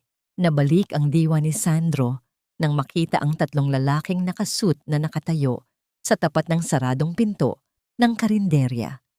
Ang itim na sasakyan ay nakabalandra sa gitna ng daan, tila isang madilim na aninong nanggugulo sa tahimik na gabi. Maingat siyang bumaba, ang kanyang tindig ay matikas, ngunit ang bawat kalamnan ay handa sa anumang panganib. Nasaan si Tess? Ang boses ni Sandro ay malamig, matalim, at walang bahid ng pag-aalinlangan. Lumingon ang isa sa mga lalaki, isang seryosong mukha na may dalang mga dokumento. Chairman Belmoro, huwag po kayong mag-alala. Kami ang security team na ipinadala ni Attorney Ramos para protektahan si Miss Maravilla. May nagtangkapong pumasok sa kanyang tahanan kanina, ngunit matagumpay naming silang napaalis. Isang malalim na buntong hininga ang kumawala kay Sandro. Halos mabuwal siya sa tindi ng relief na naramdaman. Dahan-dahang bumukas ang pinto ng karinderya at lumitaw ang mukha ni Tess. Ang kanyang mga mata ay namamaga sa pag-iyak. Ang kanyang buhok ay gulo-gulo. At ang kanyang mga kamay ay mahigpit na nakayakap sa sarili. Nang makita niya si Sandro, hindi ang janitor na suot ang kupas na asul, kundi ang chairman na suot ang duguang barong, ay tila ba bumalik ang hininga sa kanyang katawan. Tumakbo si Tess patungo kay Sandro at isinubsob ang kanyang mukha sa dibdib nito. Ang bawat hikbi niya ay tila mga punyal sa puso ni Sandro. Hinaplos ni Sandro ang buhok ni Tess, ibinubulong ang mga salitang, "Nandito na ako," habang ang amoy ng lugaw at sabon na laging dala ni Tess ay nagpapaalala sa kanya na nasa tahanan na siya. Akala ko, kukunin nila ako para saktan ka. Bulong ni Tess sa gitna ng kanyang pag-iyak. Walang makakasakit sa'yo, Tess. Hinding-hindi ko nahahayaang mangyari iyon, pangako ni Sandro. Habang nagaganap ang emosyonal na tagpong ito, sa kabilang panig ng lungsod, ang batas ay tuluyan ng kumatok sa pintuan ng mansyon ng mga Belmoro. Ang bawat tunog ng pagpihit at ng susi at ang marahas na pagpasok ng mga awtoridad ay tila isang matinding sampal sa mukha ni Donato. Nakita ni Leandro ang pagpasok ng mga pulis. Ang kanyang mga kamay ay nanginginig habang pilit na itinatago ang mga logbooks na sadyang binago. Ngunit huli na ang lahat. Ang bawat ebidensya ng falsification of documents at ang testimonya ng mga technician ay sapat na upang pusasan ang dating chief pilot na tinitingala ng lahat. Dad, gawin mo ang paraan. Hindi ako pwedeng makulong. Hiyaw ni Leandro habang hinihila siya palabas ng mansyon. Ang bawat yabag ng kanyang sapatos sa makintab na sahig ay hindi na tunog ng awtoridad, kundi tunog ng isang taong tuluyan nang bumagsak sa putikan. Hinarap ni Donato ang mga pulis, pilit pa rin ginagamit ang kanyang dating pangalan. Hindi niyo ba kilala kung sino ako? Ang pamilya Belmoro ang nagtayo ng industriyang ito. Mr. Belmoro, ang batas ay walang kinikilalang apelyido. Malamig na sagot ng opisyal. At ayon sa utos ng inyong sariling anak, ang chairman ng airport management, wala kaming dapat ibigay na espesyal na trato sa inyo. Ang pangalang Sandro ay tila isang sumpa na paulit-ulit na umalingaw sa pandinig ni Donato. Ang batang itinuring niyang basura ay siya na ngayong humahawak sa susi ng kanyang bilangguan. Bumalik ang eksena sa karinderya kung saan tahimik na nag-uusap sina Sandro at Tess. Nakaupo sila sa loob. Ang bawat gamit na dati ay pamilyar ay tila nagbago ang anyo sa ilalim ng bagong katotohanan. Sandro, anong mangyayari sa atin? Tanong ni Tess. Ang kanyang tinig ay puno ng pag-aalinlangan. Ikaw ang chairman. Ako ay isang tindera lang. Ang mundong kinagisnan mo ay punong-puno ng salamin at yaman, habang ang mundo ko ay punong-puno ng alikabok at uling. Tinitigan ni Sandro si Tess. Ang kanyang mga mata ay puno ng determinasyon at pag-ibig. Tess, ang yaman ay palamuti lang. Ang alikabok sa mga kamay mo ang nagturo sa akin kung paano maging tunay na tao. Hindi ko kailangan ng isang reyna sa palasyo. Kailangan ko ang babaeng nagmahal sa akin nung wala pa akong kahit ano. Isang matamis na sandali ang namagitan sa kanila. Isang pagdampi ng kanilang mga noo na puno ng pag-asa. Ngunit sa gitna ng kanilang katahimikan, ang cellphone ni Sandro ay muling nag-vibrate. Isang balita mula sa kanyang abogado. Chairman, si Donato ay inatake sa puso. Habang isinasagawa ang investigasyon, siya ay kasalukuyang nasa emergency room at ang kanyang huling hiling ay makita ka. Kasama ang mga dokumentong maglilipat ng lahat ng iyong mana pabalik sa kanya bilang kabayaran sa kanyang pagkakamali. Napatigil si Sandro. Ang tanong na naiwan sa cliffhanger na ito ay hindi tungkol sa kung bibigay ba ang puso ni Donato, kundi kung ang pagsisisi ba ng matanda ay isang tunay na paghingi ng tawad. O ito, ang huling gaslighting na gagawin nito upang bawiin ang kapangyarihang nawala sa kanya. Paano pipiliin ni Sandro ang pagitan ng tungkulin bilang anak at ang katarungang matagal na niyang ipinaglalaban? Ang amoy ng gamot at ang malamig na hangin ng ospital ay tila isang pader na humaharang sa anumang init ng pag-asa. Sa loob ng silid, kung saan ang tanging maririnig ay ang ritmo ng monitor na nagpapakita ng bawat pintig ng pusong naghihingalo. Nakahiga, si Donato Belmoro. Wala na ang dating mapagmataas na tindig. Ang kanyang katawan ay tila lumiit sa ilalim ng mga puting kumot at ang bawat paghinga niya ay isang pakikipaglaban sa kamatayan. Pagpasok ni Sandro, ang bawat yabag ng kanyang sapatos sa makintab na tiles ay tila isang mabigat na pasanin. Tumingin siya sa kanyang ama, ang lalaking nagbigay sa kanya ng buhay ngunit kumuha ng kanyang dignidad. Sa tabi ng kama ay nakatayo si Corazon, ang kanyang ina, na ang mga mata ay namumula sa pag-iyak habang hawak ang isang makapal na folder. Sandro, dumating ka! Mahinang boses ni Donato na tila galing sa ilalim ng lupa ang lalim. Dahan-dahang iminulat ng matanda ang kanyang mga mata at doon nakita ni Sandro ang isang kinang na hindi niya matukoy kung pagsisisi ba o ang huling hininga ng kanyang kapalaluan. Anak, lumapit ka. Dahan-dahang lumapit si Sandro. Kahit gaano kalalim ang sugat, ang tanikala ng tungkulin at dugo ay tila ayaw pa ring maputol. Nandito na ako, Dad. Patawarin mo ako. Sa lahat, bulong ni Donato, habang ang kanyang nanginginig na kamay ay pilit na inaabot ang kamay ni Sandro. Mali ako. Binulag ako ng ambisyon para kay Leandro. Ngunit bago ako mawala, gusto kong ayusin ang lahat. Ibalik mo ang dangal ng pamilya. Pirmahan mo ang mga dokumentong ito.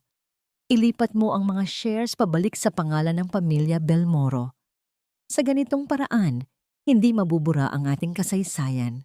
Tiningnan ni Sandro ang mga dokumentong iniaabot ni Corazon. Ang bawat pahina ay punong-puno ng mga legal na termino na ang layunin ay isa lamang. Ang bawiin ang kapangyarihang pinaghirapan ni Sandro at ibalik ito sa ilalim ng kontrol ng pamilyang tumalikod sa kanya. Sa gitna ng kanyang pagsisisi, ang huling hiling ni Donato ay hindi ang kapayapaan ni Sandro, kundi ang kaligtasan ng pangalang Belmoro. Isang mapait na ngiti ang lumitaw sa mga labi ni Sandro. Dad, kahit sa dulo ng iyong buhay, ang iniisip mo pa rin ay ang iyong korona. Ang pagsisisi ba ay tunay kung may kaakibat itong kondisyon? Ang paghingi ba ng tawad ay isang transaksyon na kailangang bayaran ng aking kalayaan? Sandro, baka ito na ang huling sandali ng iyong ama. Hikbi ni Corazon. Ang kanyang tinig ay puno ng desperasyon. Gawin mo na ito para sa katahimikan niya. Utang na loob, anak. Naramdaman ni Sandro ang bigat ng salitang utang na loob. Iyon ang mitya na matagal nang sumasakal sa kanya. Ngunit sa pagkakataong ito, hindi siya yumuko. Tumingin siya sa labas ng bintana ng ospital kung saan ang mga ilaw ng airport ay kumikinang sa malayo. Naalala niya si Tess na naghihintay sa labi. Ang babaeng walang pangalan sa lipunan, ngunit may pinakamalaking puso na nakilala niya. Dad, ang dangal ng pamilya Belmoro ay hindi na sa papel na ito. Wala ito sa yaman o sa shares, wika ni Sandro ng may matatag na tinig. Ang dangal ay nasa katotohanang handa tayong pagbayaran ang ating mga kasalanan. Hindi ko pipirmahan ang dokumentong ito. Hahayaan kong ang batas ang humusga sa ating lahat dahil iyon lamang ang tanging paraan para tayo ay tunay na makalaya. Binitawan ni Sandro ang kamay ni Donato. Ang katahimikan sa loob ng silid ay naging kasing lamig ng gabi. Nakita niya ang pagkagulat at ang huling bakas ng galit sa mga mata ng kanyang ama bago ito tuluyang pumikit ng mahigpit. Lumabas si Sandro ng silid, iniwan ng kanyang ina na tumatangis. Sa hallway, sumalubong sa kanya ang amoy ng sariwang hangin mula sa bukana ng ospital. Naroon si Tess, nakaupo sa isang bangko, tila isang anghel na naghihintay sa gitna ng unos. Nang magtagpo ang kanilang mga mata, hindi na kailangan ng salita. Lumapit si Tess at kinuha ang kamay ni Sandro. Pinagsasama ang kanilang mga daliri sa isang haplos na mas matimbang kaysa sa anumang dokumento. Tapos na ba? Tanong ni Tess. Nagsisimula pa lang ang tunay na paghilom, Tess. Tugon ni Sandro. Ngunit habang naglalakad sila palayo, isang balita ang mabilis na kumalat sa mga telebisyon sa loob ng ospital. Breaking news! Captain Leandro Belmoro nagtangkang tumakas mula sa kustodya ng mga pulis. Isang malaking engkwentro ang nagaganap ngayon sa bisinidad ng airport. Nanigas si Sandro. Ang cliffhanger ng kabanatang ito ay hindi na ang buhay ni Donato, kundi ang huling desperadong hakbang ni Leandro na maaaring magdala ng mas malaking panganib, hindi lamang sa airport, kundi sa mismong kaligtasan ni Sandro at Tess. Makakaya ba ni Sandro na tapusin ang laban na ito nang hindi na dumadaloy ang higit pang dugo? O ang anino ni Leandro ang magiging huling hadlang sa kanilang paghahanap ng kapayapaan? Ang mga pulang ilaw ng mga sasakyan ng pulis ay patuloy na umiikot, naghahalinhinan sa pagbibigay ng kulay sa madilim na hangar, habang ang matinis na babala mula sa kanilang mga sirena ay tila isang mahabang iyak ng gabi na nagbabadya ng pighati. Pagdating ni Sandro at Tess sa paliparan, nadatnan nila ang isang magulong eksena. Sa dulo ng pasilyo, malapit sa mga nakaparadang cargo truck, nakatayo si Leandro. Wala na ang malinis nitong uniforme. Ang kanyang damit ay lukot at puno ng dumi. Ang kanyang buhok ay gulo-gulo. At ang kanyang mga mata ay nanlilisik sa isang desperasyong tuluyan nang bumali sa kanyang katinuan. Hawak ni Leandro ang isang mabigat na bakal mula sa sirang kargamento. Iwinawas-iwas ito upang hindi makalapit ang mga pulis. Nang makita niya si Sandro, ang galit sa kanyang muka ay naging isang mapait at sirang ngiti. "Tingnan mo nga naman, ang ating dakilang chairman," sigaw ni Leandro. Ang boses ay pumipiyok sa tindi ng emosyon. "Kinuha mo ang lahat sa akin, Sandro. Ang airport, ang atensyon ni Dad, ang dangal ko. Wala akong ititira sa'yo. Kahit na sunugin ko ang buong paliparang ito, hindi nagpakita ng takot si Sandro. Dahan-dahan niyang binitawan ang kamay ni Tess at humakbang palapit sa kapatid. Itinaas ang kanyang mga kamay upang ipakita sa mga pulis na huwag muna silang gumalaw. Ang bawat hakbang ni Sandro sa malamig na semento ay puno ng kalmado, ngunit matinding awtoridad. Hindi ko kinuha ang dangal mo, kuya. Ikaw ang nagtapon nito nung pinili mong magsinungaling para sa kapangyarihan. Mahinahong sagot ni Sandro. Ang kanyang tinig ay hindi galit, kundi puno ng isang malalim na awa. Tingnan mo ang sarili mo. Ang uniforme ba ang nagbibigay sa iyo ng halaga? Dahil ngayong wala na yon, sino ka na, Leandro? Ang mga salitang iyon ay tila mga palasong tumagos sa dibdib ni Leandro. Nanginginig ang kanyang mga tuhod. Ang pagbagsak ng bakal na tubo mula sa kanyang kamay ay lumikha ng isang mabigat na kalampag na umaling-awngaw sa semento. Isang tunog na sumisimbolo sa tuluyang pagguho ng kanyang kahambugan. Bumagsak si Leandro sa kanyang mga tuhod at humagulgol ng malakas, isang iyak ng taong nawalan ng kaluluwa. Mabilis siyang nilapitan ng mga pulis at mahinahong pinusasan. Habang isinasakay si Leandro sa sasakyan ng awtoridad, naramdaman ni Sandro na ang huling anino ng kanyang nakaraan ay tuluyan ng natapos. Lumipas ang ilang araw matapos ang unos. Ang paliparan ay dahan-dahang bumabalik sa normal na operasyon sa ilalim ng pamumuno ni Sandro, na nagpatupad ng mahigpit na kaligtasan at pantay na pagtingin sa lahat ng empleyado mula sa mga piloto hanggang sa mga tagalinis ng sahig. Sa maliit na karinderya ni Tess, ang umaga ay tahimik. Abala si Tess sa paghihiwa ng mga gulay nang makita niya ang isang pamilyar na bulto na papalapit. Hindi ito si Sandro, kundi si Corazon. Suot ng matanda ang isang simpleng bestida malayo sa mga kumikinang na alahas na dati nitong ipinaparada. Ang mukha ni Corazon ay puno ng pangungulila at hiya. "Maari ba akong pumasok, Tess?" Mahinang tanong ni Corazon. Agad na pinunasan ni Tess ang kanyang mga kamay sa kanyang apron at iginiya ang ina ni Sandro papasok. "Siyempre po, ma'am. Maupo po kayo. Huwag mo na akong tawaging ma'am," wika ni Corazon habang ang mga luha ay nagsimulang mamuo sa kanyang mga mata. Dahan-dahan niyang inabot ang magaspang na kamay ni Tess. "Naparito ako para humingi ng tawad.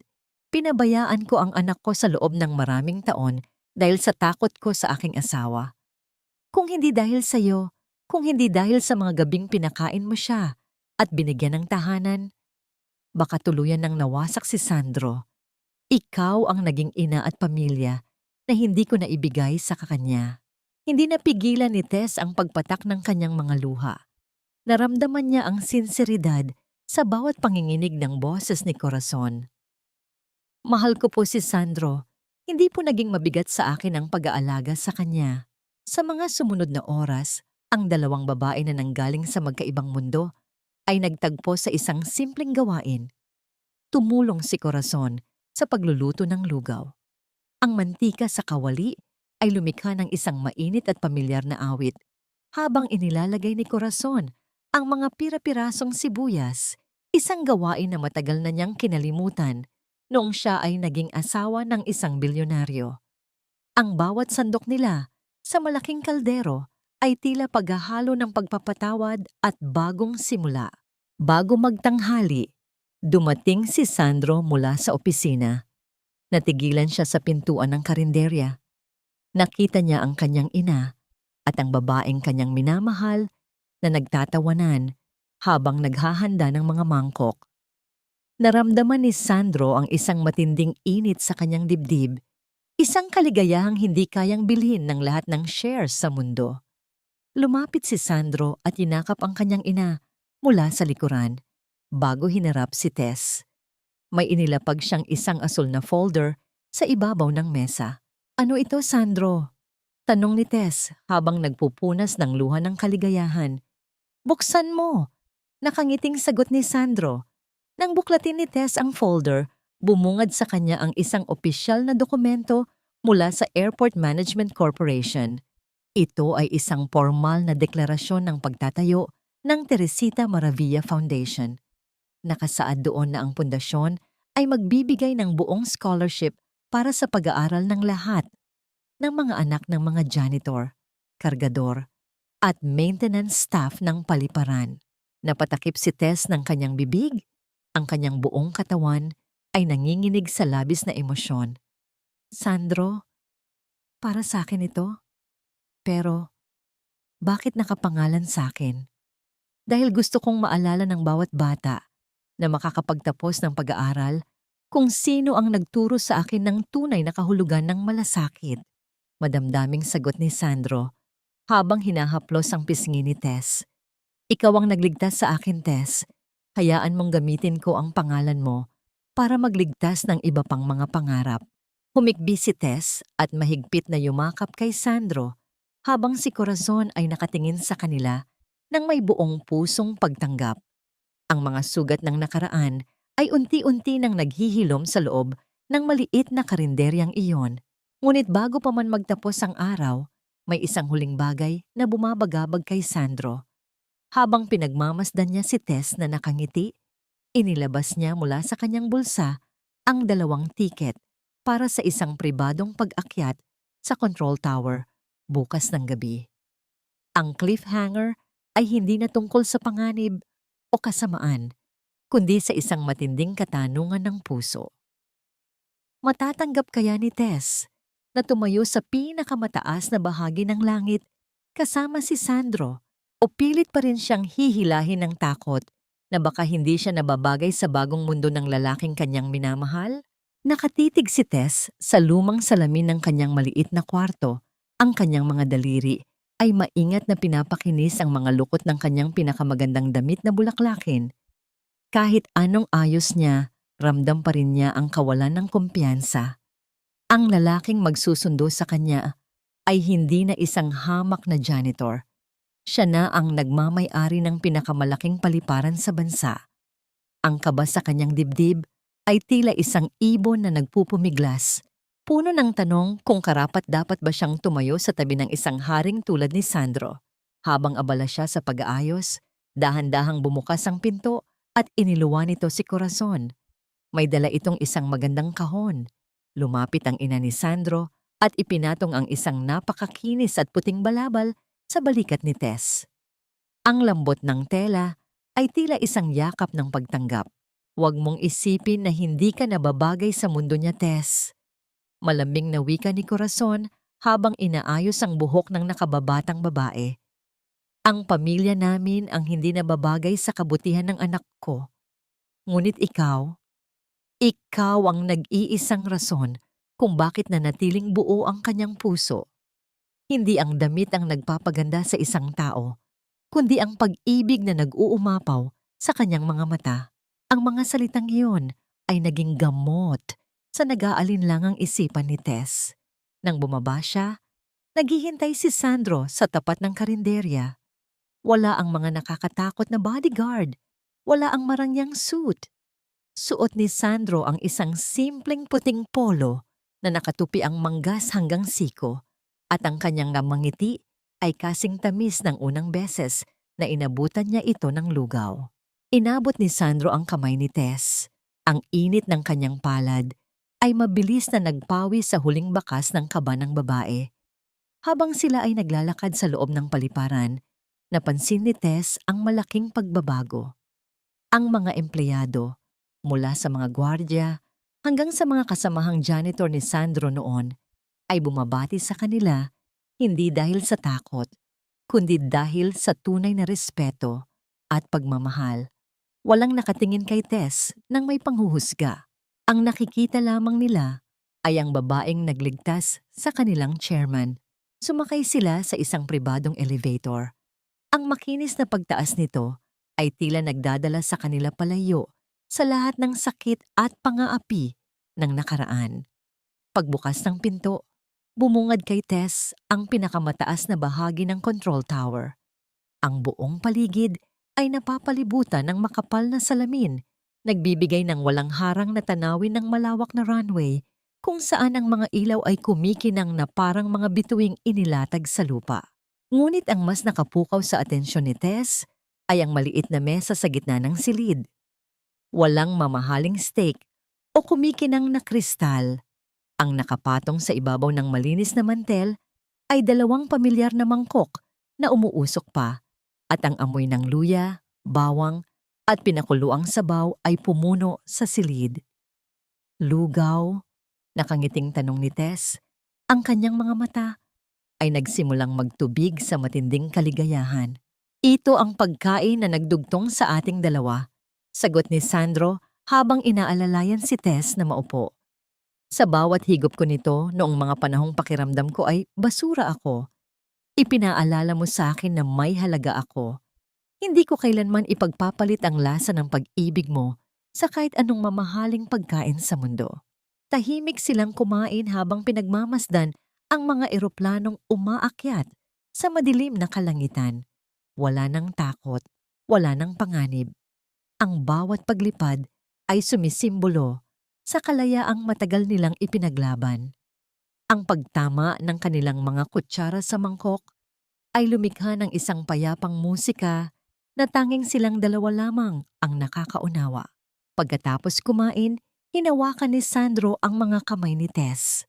Ang kanyang mga daliri ay dahan-dahang humaplos sa magaspang na palad ng babae, isang palad na nabuo sa hirap ng trabaho. Para kay Sandro, ito ang pinakamagandang kamay na nahawakan niya. Dahan-dahang tumayo si Sandro at inalalayan si Tess na tumayo sa harap ng malawak na bintana.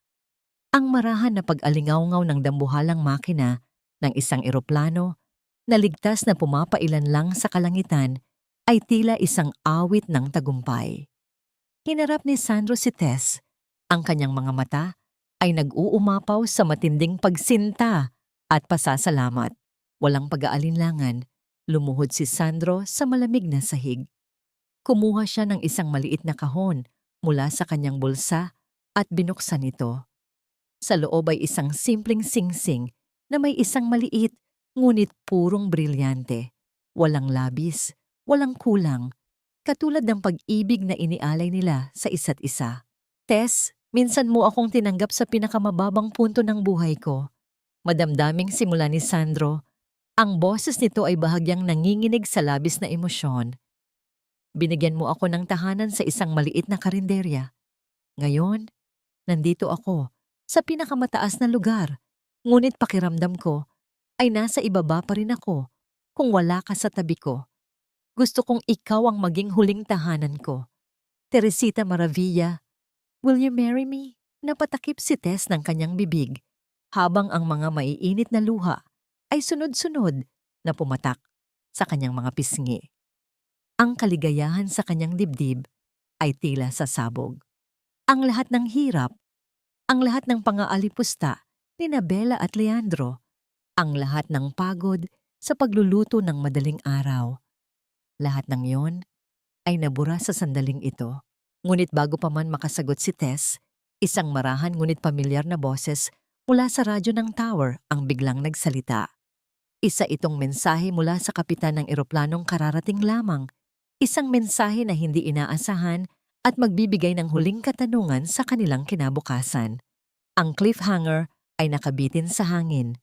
Ano ang laman ng mensaheng iyon? At sapat ba ang pag-ibig ni Tess upang bigkasin ang salitang oo sa kabila ng lahat ng pinagdaanan nila? Ang tinig na nagmula sa radyo ng control tower ay hindi nagdala ng masamang balita, kundi isang masiglang mensahe na umalingaw-ngaw sa buong silid, pumupuno sa bawat sulok ng katahimikan. Ito ay mula sa kapitan ng eroplanong kararating lamang, isa sa mga matatandang piloto na matagal nang nagtitiis sa bulok na sistema ng nakaraang administrasyon. Chairman Belmoro, this is Captain Rivera of Flight 724. Safe touchdown na po kami. Nabalitaan ng buong flight crew ang nagaganap dyan sa itaas sa pamamagitan ng tower frequency. Gusto lang po naming magpasalamat. Dahil sa inyo, lumilipad kami ng walang takot at nakakauwi kami ng ligtas sa aming mga pamilya. At para kay Ma'am Tess, sana po ay umuuna kayo dahil naghihintay ang buong paliparan sa inyong sagot. Isang malambot na tawa ang kumawala sa mga labi ni Tess, kasabay ng tuluyang pagbagsak ng mga luha ng kaligayahan na kanina pa niya pinipigilan. Ang buong paliparan, ang mga taong hindi niya kilala, ngunit nabiyayaan ng kabutihan ng lalaking nasa kanyang harapan, ay nakikiisa sa kanilang pagmamahalan. Tiningnan niya si Sandro, ang lalaking dumaan sa matinding pait ng pang-aalipusta, ngunit piniling panatilihin ang tamis ng pag-ibig sa kanyang puso. Oo, Sandro, buong puso kong tinatanggap. Oo, sagot ni Tess. Ang kanyang boses ay nanginginig, ngunit puno ng katiyakan. Dahan-dahang isinuot ni Sandro ang sing-sing sa daliri ni Tess. Ang brilyante ay kumislap sa ilalim ng mga ilaw ng runway. Tumayo si Sandro at mahigpit na niyakap ang babaeng nagbigay ng kahulugan sa kanyang buhay. Isang yakap na tila naghihilom sa lahat ng natitirang sugat ng kanyang nakaraan. Lumipas ang 2 taon. Ang hangin sa paliparan ay hindi na amoy ng tensyon at kasinungalingan, kundi amoy ng pag-asa at bagong simula. Nakatayo si Sandro sa gilid ng malawak na runway. Suot ang kanyang simpleng polo, habang pinagmamasdan ang mga eroplanong ligtas na lumalapag at umaalis. May kapayapaan na sa kanyang mga mata, isang kapayapaang matagal niyang inasam. Natagpuan na ba niya ang pagpapatawad? Oo. Ngunit ang pagpapatawad para kay Sandro ay hindi nangangahulugang pagkalimot o pagbabalik sa nakamamatay na sistema ng kanyang pamilya. Isang hapon, binisita niya si Leandro sa loob ng city jail. Nang makita niya ang kanyang kapatid, suot nito ang orange na uniforme, nakayuko at nagwawalis ng semento ng pasilidad, ang mismong trabahong pinagtawanan nito noon.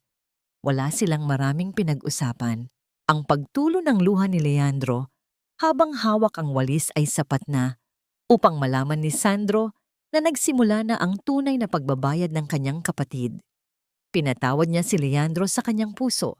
Pinalaya ang sarili mula sa galit at tahimik na nanalangin na balang araw, ang walis na hawak nito ay maglinis hindi lamang ng sahig, kundi maging ng sarili nitong kaluluwa.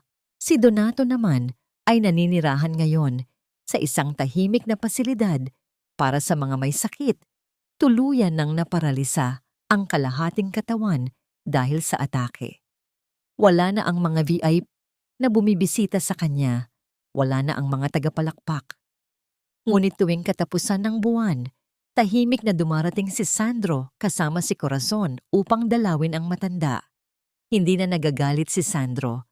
Tinitingnan niya ang kanyang ama hindi bilang isang banta, kundi bilang isang paalala na ang yaman at kayabangan ay walang silbi kapag ang katawan ay bumigay na.